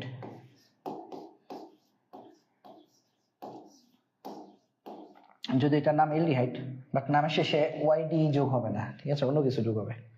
অ্যালডিহাইড পড়া হয় না এইভাবে, অ্যালডিহাইড আসলে এইভাবে পড়ার মানে উচ্চারণের সময় এইভাবে পড়া হয় না। অ্যালডিহাইড মনে রাখবা, নামের শেষে মানে গ্রিক নামের শেষে ANE এর ই এর জায়গায়, ই এর স্থলে অ্যালকোহলে কি জানি যোগ করছিলাম, OL, আর এখানে AL যোগ করবা। মানে অ্যালকোহল কি ছিল, মিথানল, আর অ্যালডিহাইডের ক্ষেত্রে এটা হবে মিথানেল, ইথানল হয়ে যাবে ইথানেল। এল যদি থাকে AL, তাহলে বুঝবে এটা হচ্ছে অ্যালডিহাইড, যুক্ত করব। এবং অ্যালডিহাইডের সাধারণ সংকেত কি? অ্যালডিহাইডের সাধারণ সংকেত হচ্ছে, অ্যালডিহাইডেও আমাদের ওই যে অ্যালকেন থেকে একটা হাইড্রোজেন সরে যায়, মানে CnH2n+2 না হয়ে 1 হয়, এবং এটার সাথে যুক্ত হয় CHO। অ্যালডিহাইডের কার্যকরী মূলক হচ্ছে CHO। তো কার্যকরী মূলক কি, যেটা দেখে চেনা যায় এটা কি, যেমন অ্যালকেন কিভাবে চিনবা, সব একক বন্ধন। অ্যালকিন কিভাবে চিনবা, যে কোনো দুইটা কার্বনের মধ্যে দ্বিবন্ধন। অ্যালকাইন কিভাবে চিনবা, যে কোনো দুইটা কার্বনের মধ্যে ত্রিবন্ধন। অ্যালকোহল কিভাবে চিনবা, নামের শেষে OH আছে। ঠিক কিভাবে অ্যালডিহাইড কিভাবে চিনবা, শেষে CHO থাকবে। CHO হচ্ছে CHO হচ্ছে অ্যালডিহাইডের কার্যকরী মূলক, অ্যালডিহাইড চেনার কার্যকরী মূলক। এখন কথা হচ্ছে অ্যালডিহাইডে, তাহলে এই ক্ষেত্রে N এর মান কত দিয়ে শুরু হবে, এক্ষেত্রে N। এখন খেয়াল করো, অ্যালডিহাইডে স্বভাবজাতভাবে একটা মানে কার্যকরী মূলকের ভেতরে কিন্তু একটা C আছে, একটা কার্বন আছে। তার মানে অ্যালডিহাইডের প্রথম সদস্য যদি পেতে চাও, যেটাকে আমরা বলছি মিথানেল, মিথানেল হইতে কিন্তু এক কার্বন বিশিষ্ট সদস্য লাগে, এক কার্বন। এখন এখানে তো একটা কার্বন আছেই, তাহলে N এর মান যদি 1 বসাবো, এখানেও তো একটা কার্বন আসবে, তাহলে কি এটা এক সদস্য বিশিষ্ট অ্যালডিহাইড হলো? এটা কিন্তু 2 সদস্য বিশিষ্ট অ্যালডিহাইড হয়ে গেছে। এখানে একটা কার্বন, এখানে একটা কার্বন। তার মানে অ্যালডিহাইডের নামকরণ করার ক্ষেত্রে একটু মনে রাখবা, N এর মান শুরু হয় 0 দিয়ে, এখানে 0 বসবে। 0 বসলে এই কার্বনটা থাকতেছে না, একটাই কার্বন থাকতেছে, ওটাই হচ্ছে আমাদের এক সদস্য বিশিষ্ট বা প্রথম সদস্য, অ্যালডিহাইডের প্রথম সদস্য। তাহলে অ্যালডিহাইড, এতক্ষণ আমরা N এর মান কিন্তু দেখেছি, দেখো আমরা কিন্তু N এর বিভিন্ন জিনিস দেখেছি, যেমন N এর মান 1 শুরু হয় কি দিয়ে, অ্যালকেন আর অ্যালকোহল। কিন্তু আমরা দেখছি অ্যালকিন আর অ্যালকাইন, এই দুই ক্ষেত্রে N এর মান 2 দিয়ে শুরু হয়েছে। আর এখন দেখবো অ্যালডিহাইড আর এরপর হচ্ছে জৈব অ্যাসিড, কার্বক্সিলিক অ্যাসিড, এই দুইটার মধ্যে আমাদের কার্যকরী মূলকের মধ্যেই কার্বন থাকে, যার কারণে N এর মান শুরু হয় 0 দিয়ে। এক কার্বন বিশিষ্ট অ্যালডিহাইড পেতে গেলে N এর মান 0 দিয়ে শুরু করতে হবে। তাহলে প্রথম কার্বন এক কার্বন বিশিষ্ট পেতে গেলে 0, 2 কার্বনের জন্য 1, তারপর 2, তারপর 3, এভাবে যেতে হবে।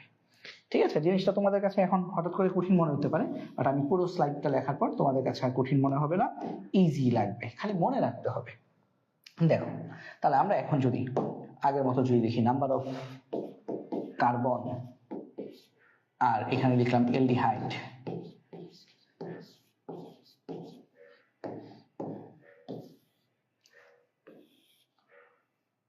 Number of carbon 1। আচ্ছা, নাম্বার অফ কার্বন কি 1 দিয়ে শুরু হবে? বলতো 1 দিয়ে শুরু হবে না, 0 দিয়ে শুরু হবে। অ্যালডিহাইডের ক্ষেত্রে কিন্তু নাম্বার অফ কার্বন 0 দিয়ে শুরু হবে। ঠিক আছে, অ্যালডিহাইডের ক্ষেত্রে নাম্বার অফ কার্বন 0 দিয়ে শুরু হবে, 0। তাহলে 0 দিয়ে শুরু হলে 10 নাম্বার অ্যালডিহাইড পেতে তোমার নাম্বারটা কি হতে হবে? 9। তার মানে 0, 1, 2, 3, 4, 5, 6, 7, 8, 9। তুমি যে ডেকানেল পাবে, ডেকানেলের জন্য কিন্তু নাম্বার অফ কার্বন 9, কারণ এখানে যদি 9 হয়, এখানে একটা আছে 10, ডেকানেল হয়ে গেল। ঠিক আছে, তাহলে 0 জন্য আমরা এটা কি লিখবো? মিথেন।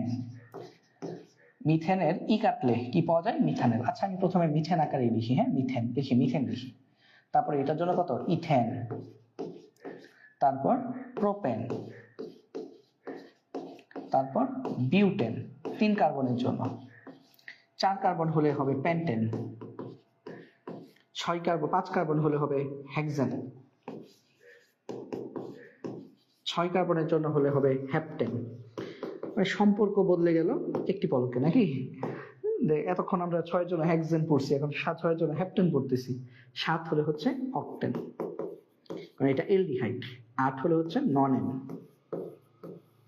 আর 9 হলে হচ্ছে ডেকেন। তো এখন যত ই আছে সব মুছে দিবা।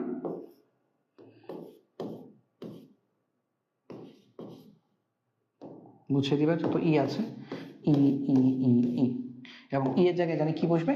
এল। Methanal, ethanal, propanal, butanal, pentanal, hexanal, heptanal, octanal, nonanal, decanal. এবং এই মিথানেলের, এই যে মিথানেল এবং ইথানেল, এই দুইটার আবার আলাদা নাম আছে।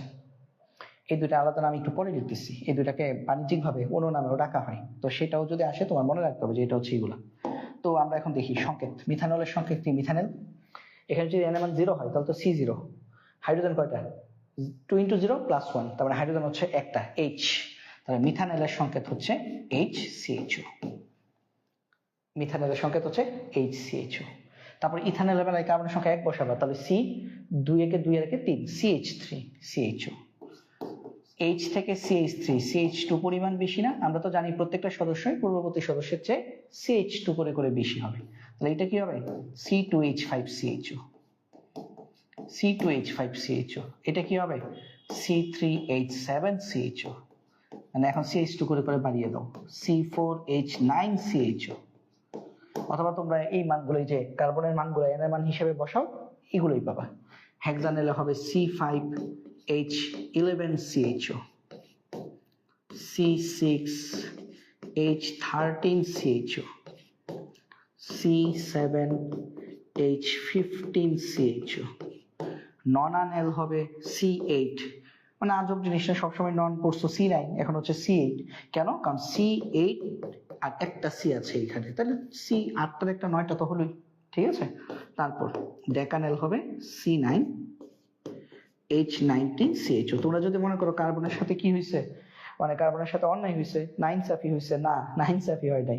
কার্বন যে একটা এখানে আছে, তো যোগ করলে তো 10টাই হচ্ছে। বেশি দেওয়া যাবে না, আমরা ইনসাফ করে দিছি। ঠিক আছে, মানে রসায়নবিদরা ইনসাফ করছে, তারা কিন্তু কার্বনের সাথে কোনো রকম নাইনসাফি করে নাই। তোমরা এটা ভাববা না যে কার্বনের সাথে তো বড্ড বেইনসাফি হয়ে গেছে, না। ঠিক আছে, এখানে বেইনসাফি হয় নাই। আচ্ছা, এখন আমরা দুটা নাম শিখি। এই যে মিথানেল, মিথানেল, মিথানেলকে, মিথানেলের আরেক নাম হচ্ছে ফর্মালডিহাইড। আমি একটু তীর চিহ্ন দিয়ে দেখাই দিই। মিথানেল না বলে এটাকে ফর্মালডিহাইড বলা হয়। তোমরা মনে রাখবা, যদি প্রশ্নে কখনো বলে ফর্মালডিহাইড, তাহলে বুঝবা ফর্মালডিহাইড মানে মিথানেল। তারপরে ফর্মালডিহাইডের সংকেত কিন্তু HCHO। আর এই যে ইথানেল, ইথানেলকে বলা হয় এসিটালডিহাইড। ইথানেলকে এসিটালডিহাইড বলা হয়।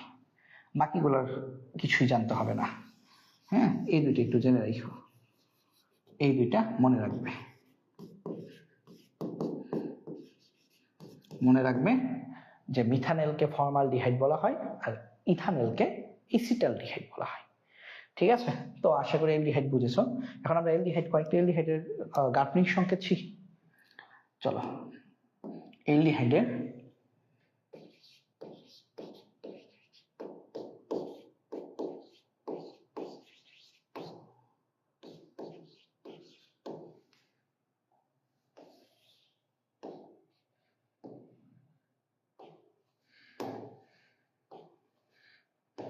অ্যালডিহাইডের কতিপয় গাঠনিক সংকেত।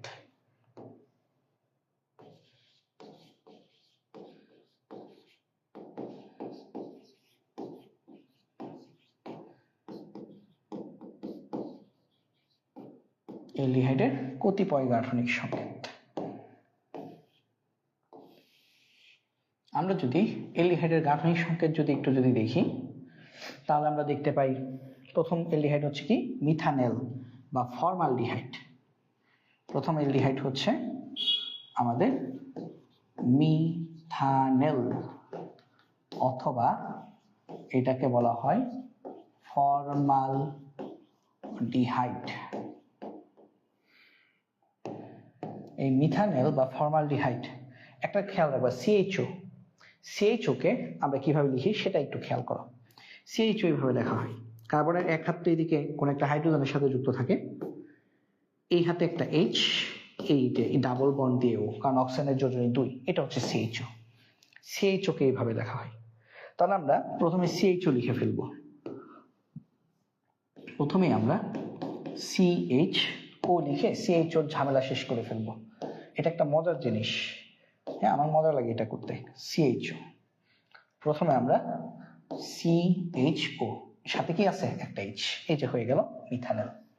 মিথানেল কিন্তু এইভাবেই লেখে, ঠিক আছে, সিএইচও সাথে একটা এইচ। তারপরে আসো আমরা দেখি ইথানেল। ইথানেল বা যেটাকে আমরা বলছি এসিটালডিহাইড।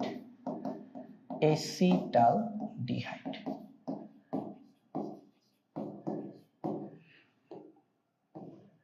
এটা কিভাবে, তুমি তো এটা লিখবাই, তাই না? এটা সবার শেষে লিখে ফেলবা। অ্যালডিহাইড মানে সবার শেষে, এটা সাথে কি CH3, এখানে একটা সি, এই সি এর হাত কয়টা, তিনটা, এই যে তিনটা হাত, তিনটা হাইড্রোজেন, CH3 CHO। তারপর আসো প্রোপানেল।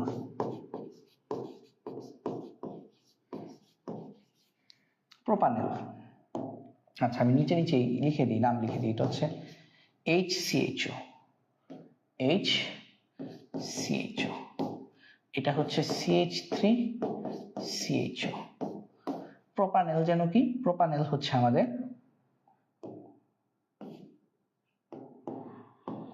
একটা CH2 যোগ হবে, CH3 CH2 CHO, মানে C2H5 CHO।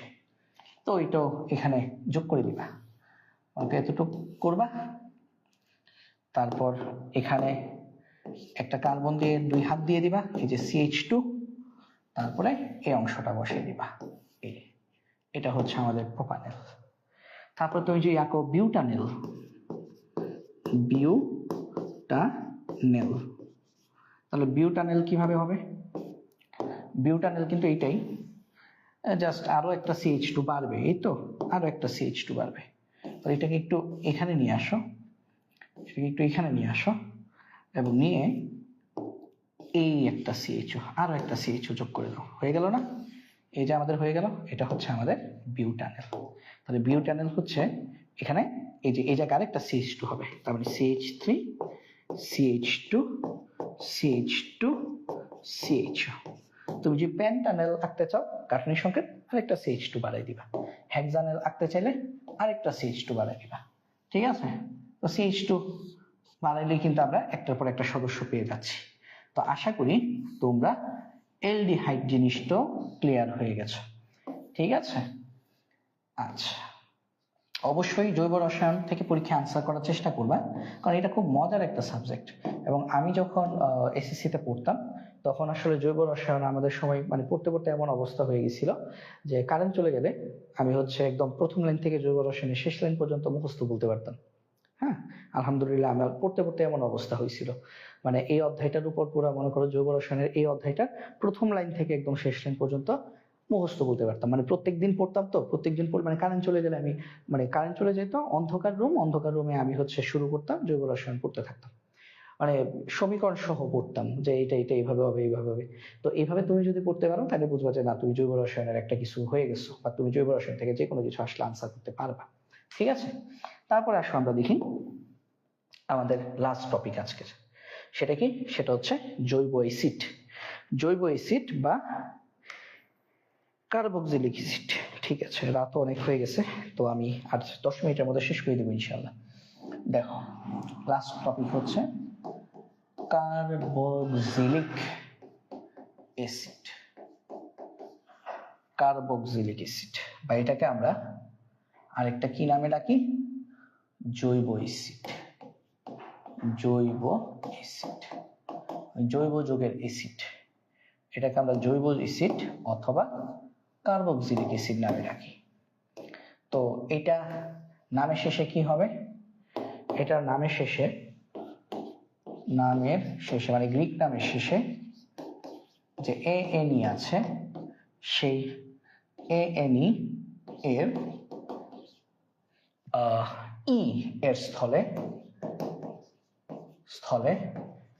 ওইক অ্যাসিড যুক্ত করব।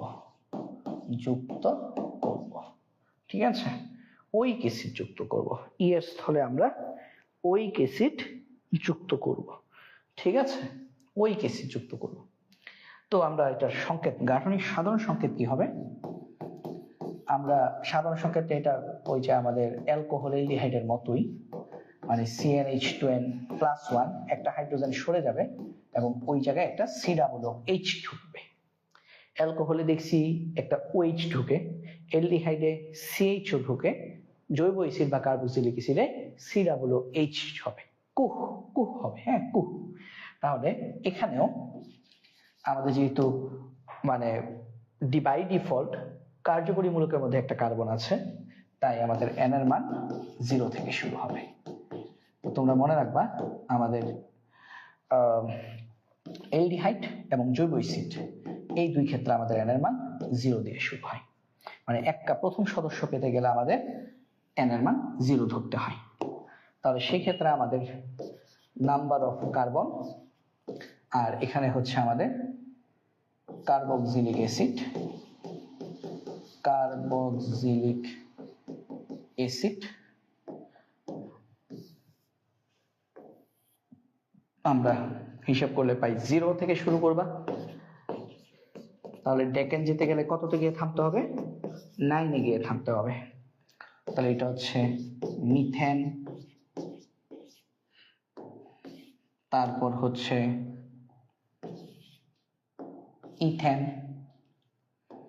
তারপর হচ্ছে 2 এর জন্য পাবা প্রোপেন, 3 এর জন্য পাবা বিউটেন, 4 এর জন্য পাবা পেন্টেন, 5 এর জন্য হবে হেক্সেন। তারপর কিন্তু ই কেটে দিব, এর জায়গায় ওইক অ্যাসিড ঢুকাই দিব। 7 হবে 6 হবে হেপ্টেন, 7 অক্টেন, 8 ননেন এবং 10 ডেকেন। তারপরে মনে সুখে ই বাদ দাও, ই বাদ দিয়ে প্রত্যেকটার সাথে ওইক অ্যাসিড যুক্ত করো। ওইক অ্যাসিড,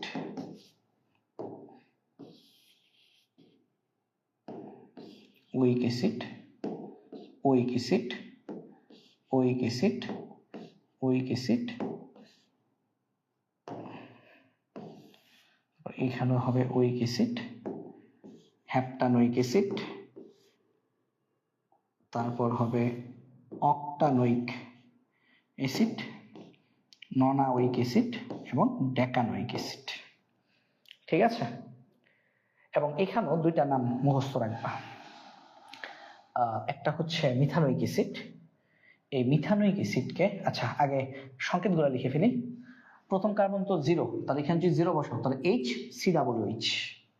প্রথম সদস্যের নাম হবে HCOOH।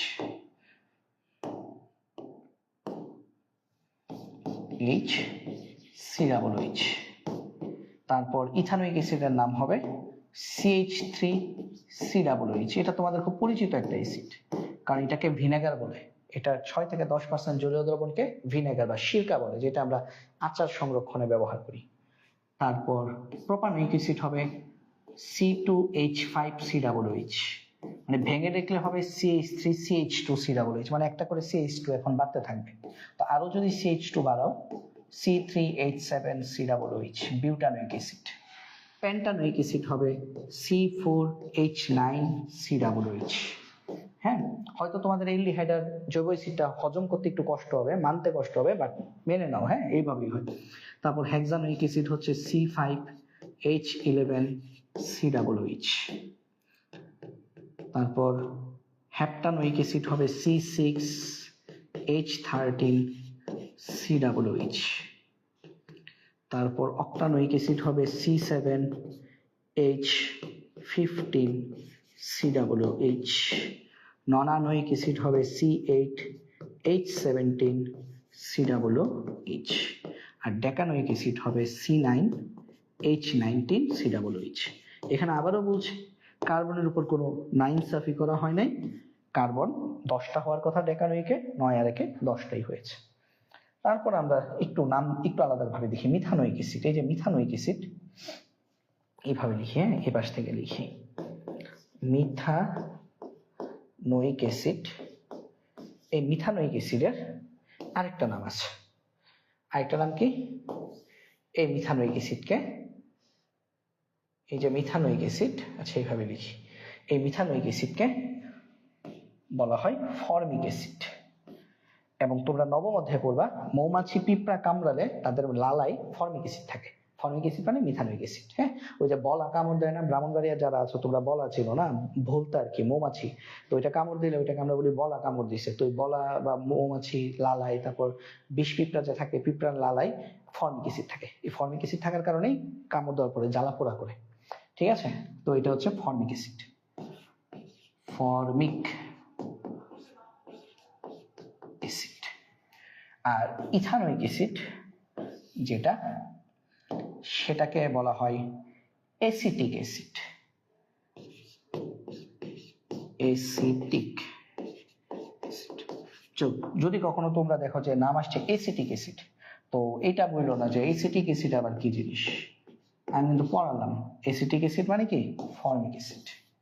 ঠিক আছে, যদি কখনো অ্যাসিটিক অ্যাসিড যদি দেখতে পাও, তাহলে কিন্তু এই কথা বললো না যে অ্যাসিটিক অ্যাসিড আবার কি জিনিস। অ্যাসিটিক অ্যাসিড হচ্ছে ইথানোইক অ্যাসিড, আর ফর্মিক অ্যাসিড হচ্ছে মিথানোইক অ্যাসিড। ঠিক আছে, তো এটাও তোমরা মনে রাখবে। ওকে, এগুলো হচ্ছে মনে রাখার জিনিস, মনে রাখবে। তাহলে আমরা এখন কয়েকটা গাঠনিক সংকেত দেখে ফেলি। যেমন প্রথমে গাঠনিক সংকেত দেখার আমরা আগে লিখি যে জৈব অ্যাসিড বা কার্বক্সিলিক অ্যাসিড, তাই না? তো জৈব অ্যাসিড লিখলে হবে। জৈব অ্যাসিড লিখলে তো তোমরা বুঝবা যে কার্বনিক অ্যাসিড, কার্বক্সিলিক অ্যাসিড। জৈব অ্যাসিডের কতিপয়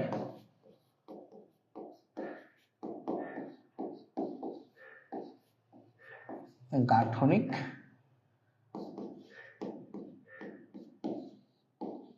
সংকেত।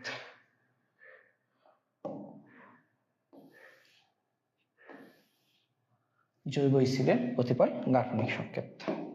তো আমরা প্রথম জৈব অ্যাসিড যদি লিখি মিথানোইক অ্যাসিড, মিথানোইক অ্যাসিড, বা এটাকে আমরা আরেকটা আমি কি নামে জানি, ফর্মিক অ্যাসিড, ফর্মিক অ্যাসিড। তো মিথানোইক অ্যাসিড বা ফর্মিক অ্যাসিডের সংকেত যে কি আণবিক সংকেত এইচ সি ডাবল এইচ। তো চলো তোমাদের আগে সি ডাবল এইচ আঁকা শেখাই, সিএইচ ওর মতো। সি ডাবল এইচ হচ্ছে এরকম, এখানে তো একটা অক্সিজেন, এখানে একটা অক্সিজেন, এই হচ্ছে সি ডাবল এইচ। এই অক্সিজেনের দুইটা হাত, এই অক্সিজেনের কিন্তু দুইটা হাত, অক্সিজেনের দুইটা হাত হয়, তো সি ডাবল এইচ এইভাবে লিখতে হয়। তো তুমি বারবার এটা লিখবা আর সাথে CH two CH two CH two যোগ করতে থাকবা, তাহলে কিন্তু হয়ে যাচ্ছে।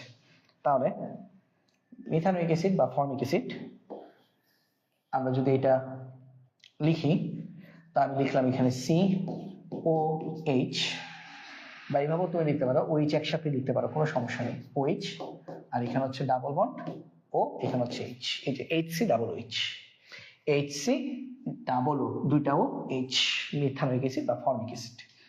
তারপরে যদি আমরা দেখি ইথানোয়িক অ্যাসিড, ইথানোয়িক অ্যাসিড বা অ্যাসিটিক অ্যাসিড। কি হবে বলতো, এটা তো যা আছে তাই, আর CH2 বাড়বে, তাহলে একটা সি, এই সি এর তিনটা হাতে তিনটা হাইড্রোজেন, শেষ। ঠিক আছে, CH3 CHO, COOH, CH3 COOH। তারপর প্রোপানোয়িক অ্যাসিড, এদের আর নাম লাগবে না, শুধু প্রথম দুইটার বাণিজ্যিক নাম মনে রাখলেই চলবে। প্রোপানোয়িক অ্যাসিড, প্রোপানোয়িক অ্যাসিড কি, প্রোপানোয়িক অ্যাসিড হচ্ছে এটা তো থাকবেই, আর শুরুতে এটা থাকবে, মাঝখানে একটা CH2 ঢুকিয়ে দিবা, এই হয়ে গেল প্রোপানোয়িক অ্যাসিড। তার মানে হচ্ছে CH3 CH2 COOH। তাহলে বিউটানোয়িক অ্যাসিড কি হবে, আরো একটা CH2 ঢুকবে মাঝখানে, বিউটানোয়িক অ্যাসিড। বিউটানোয়িক অ্যাসিড হবে, এটা তো হবেই,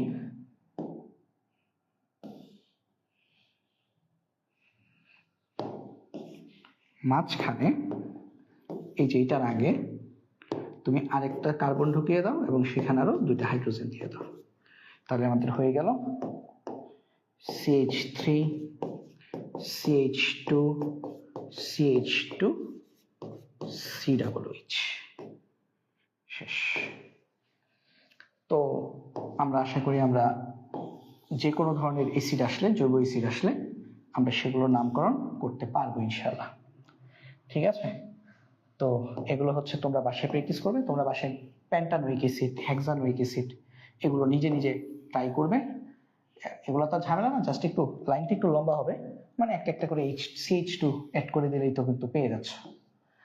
তো এই 6টা জিনিস আমাদের হচ্ছে সিলেবাসে included, alkane, alkyne, অ্যালকাইন, alcohol, aldehyde এবং কার্বক্সিলিক অ্যাসিড, এবং এই 6টা টপিকই কিন্তু আজকে ভাইয়া কভার করে দিলাম। তো আজকে আমার ইচ্ছা ছিল এতটুকু পর্যন্তই শেষ করার, তো আলহামদুলিল্লাহ আমরা এতটুকু পর্যন্ত শেষ করতে পেরেছি।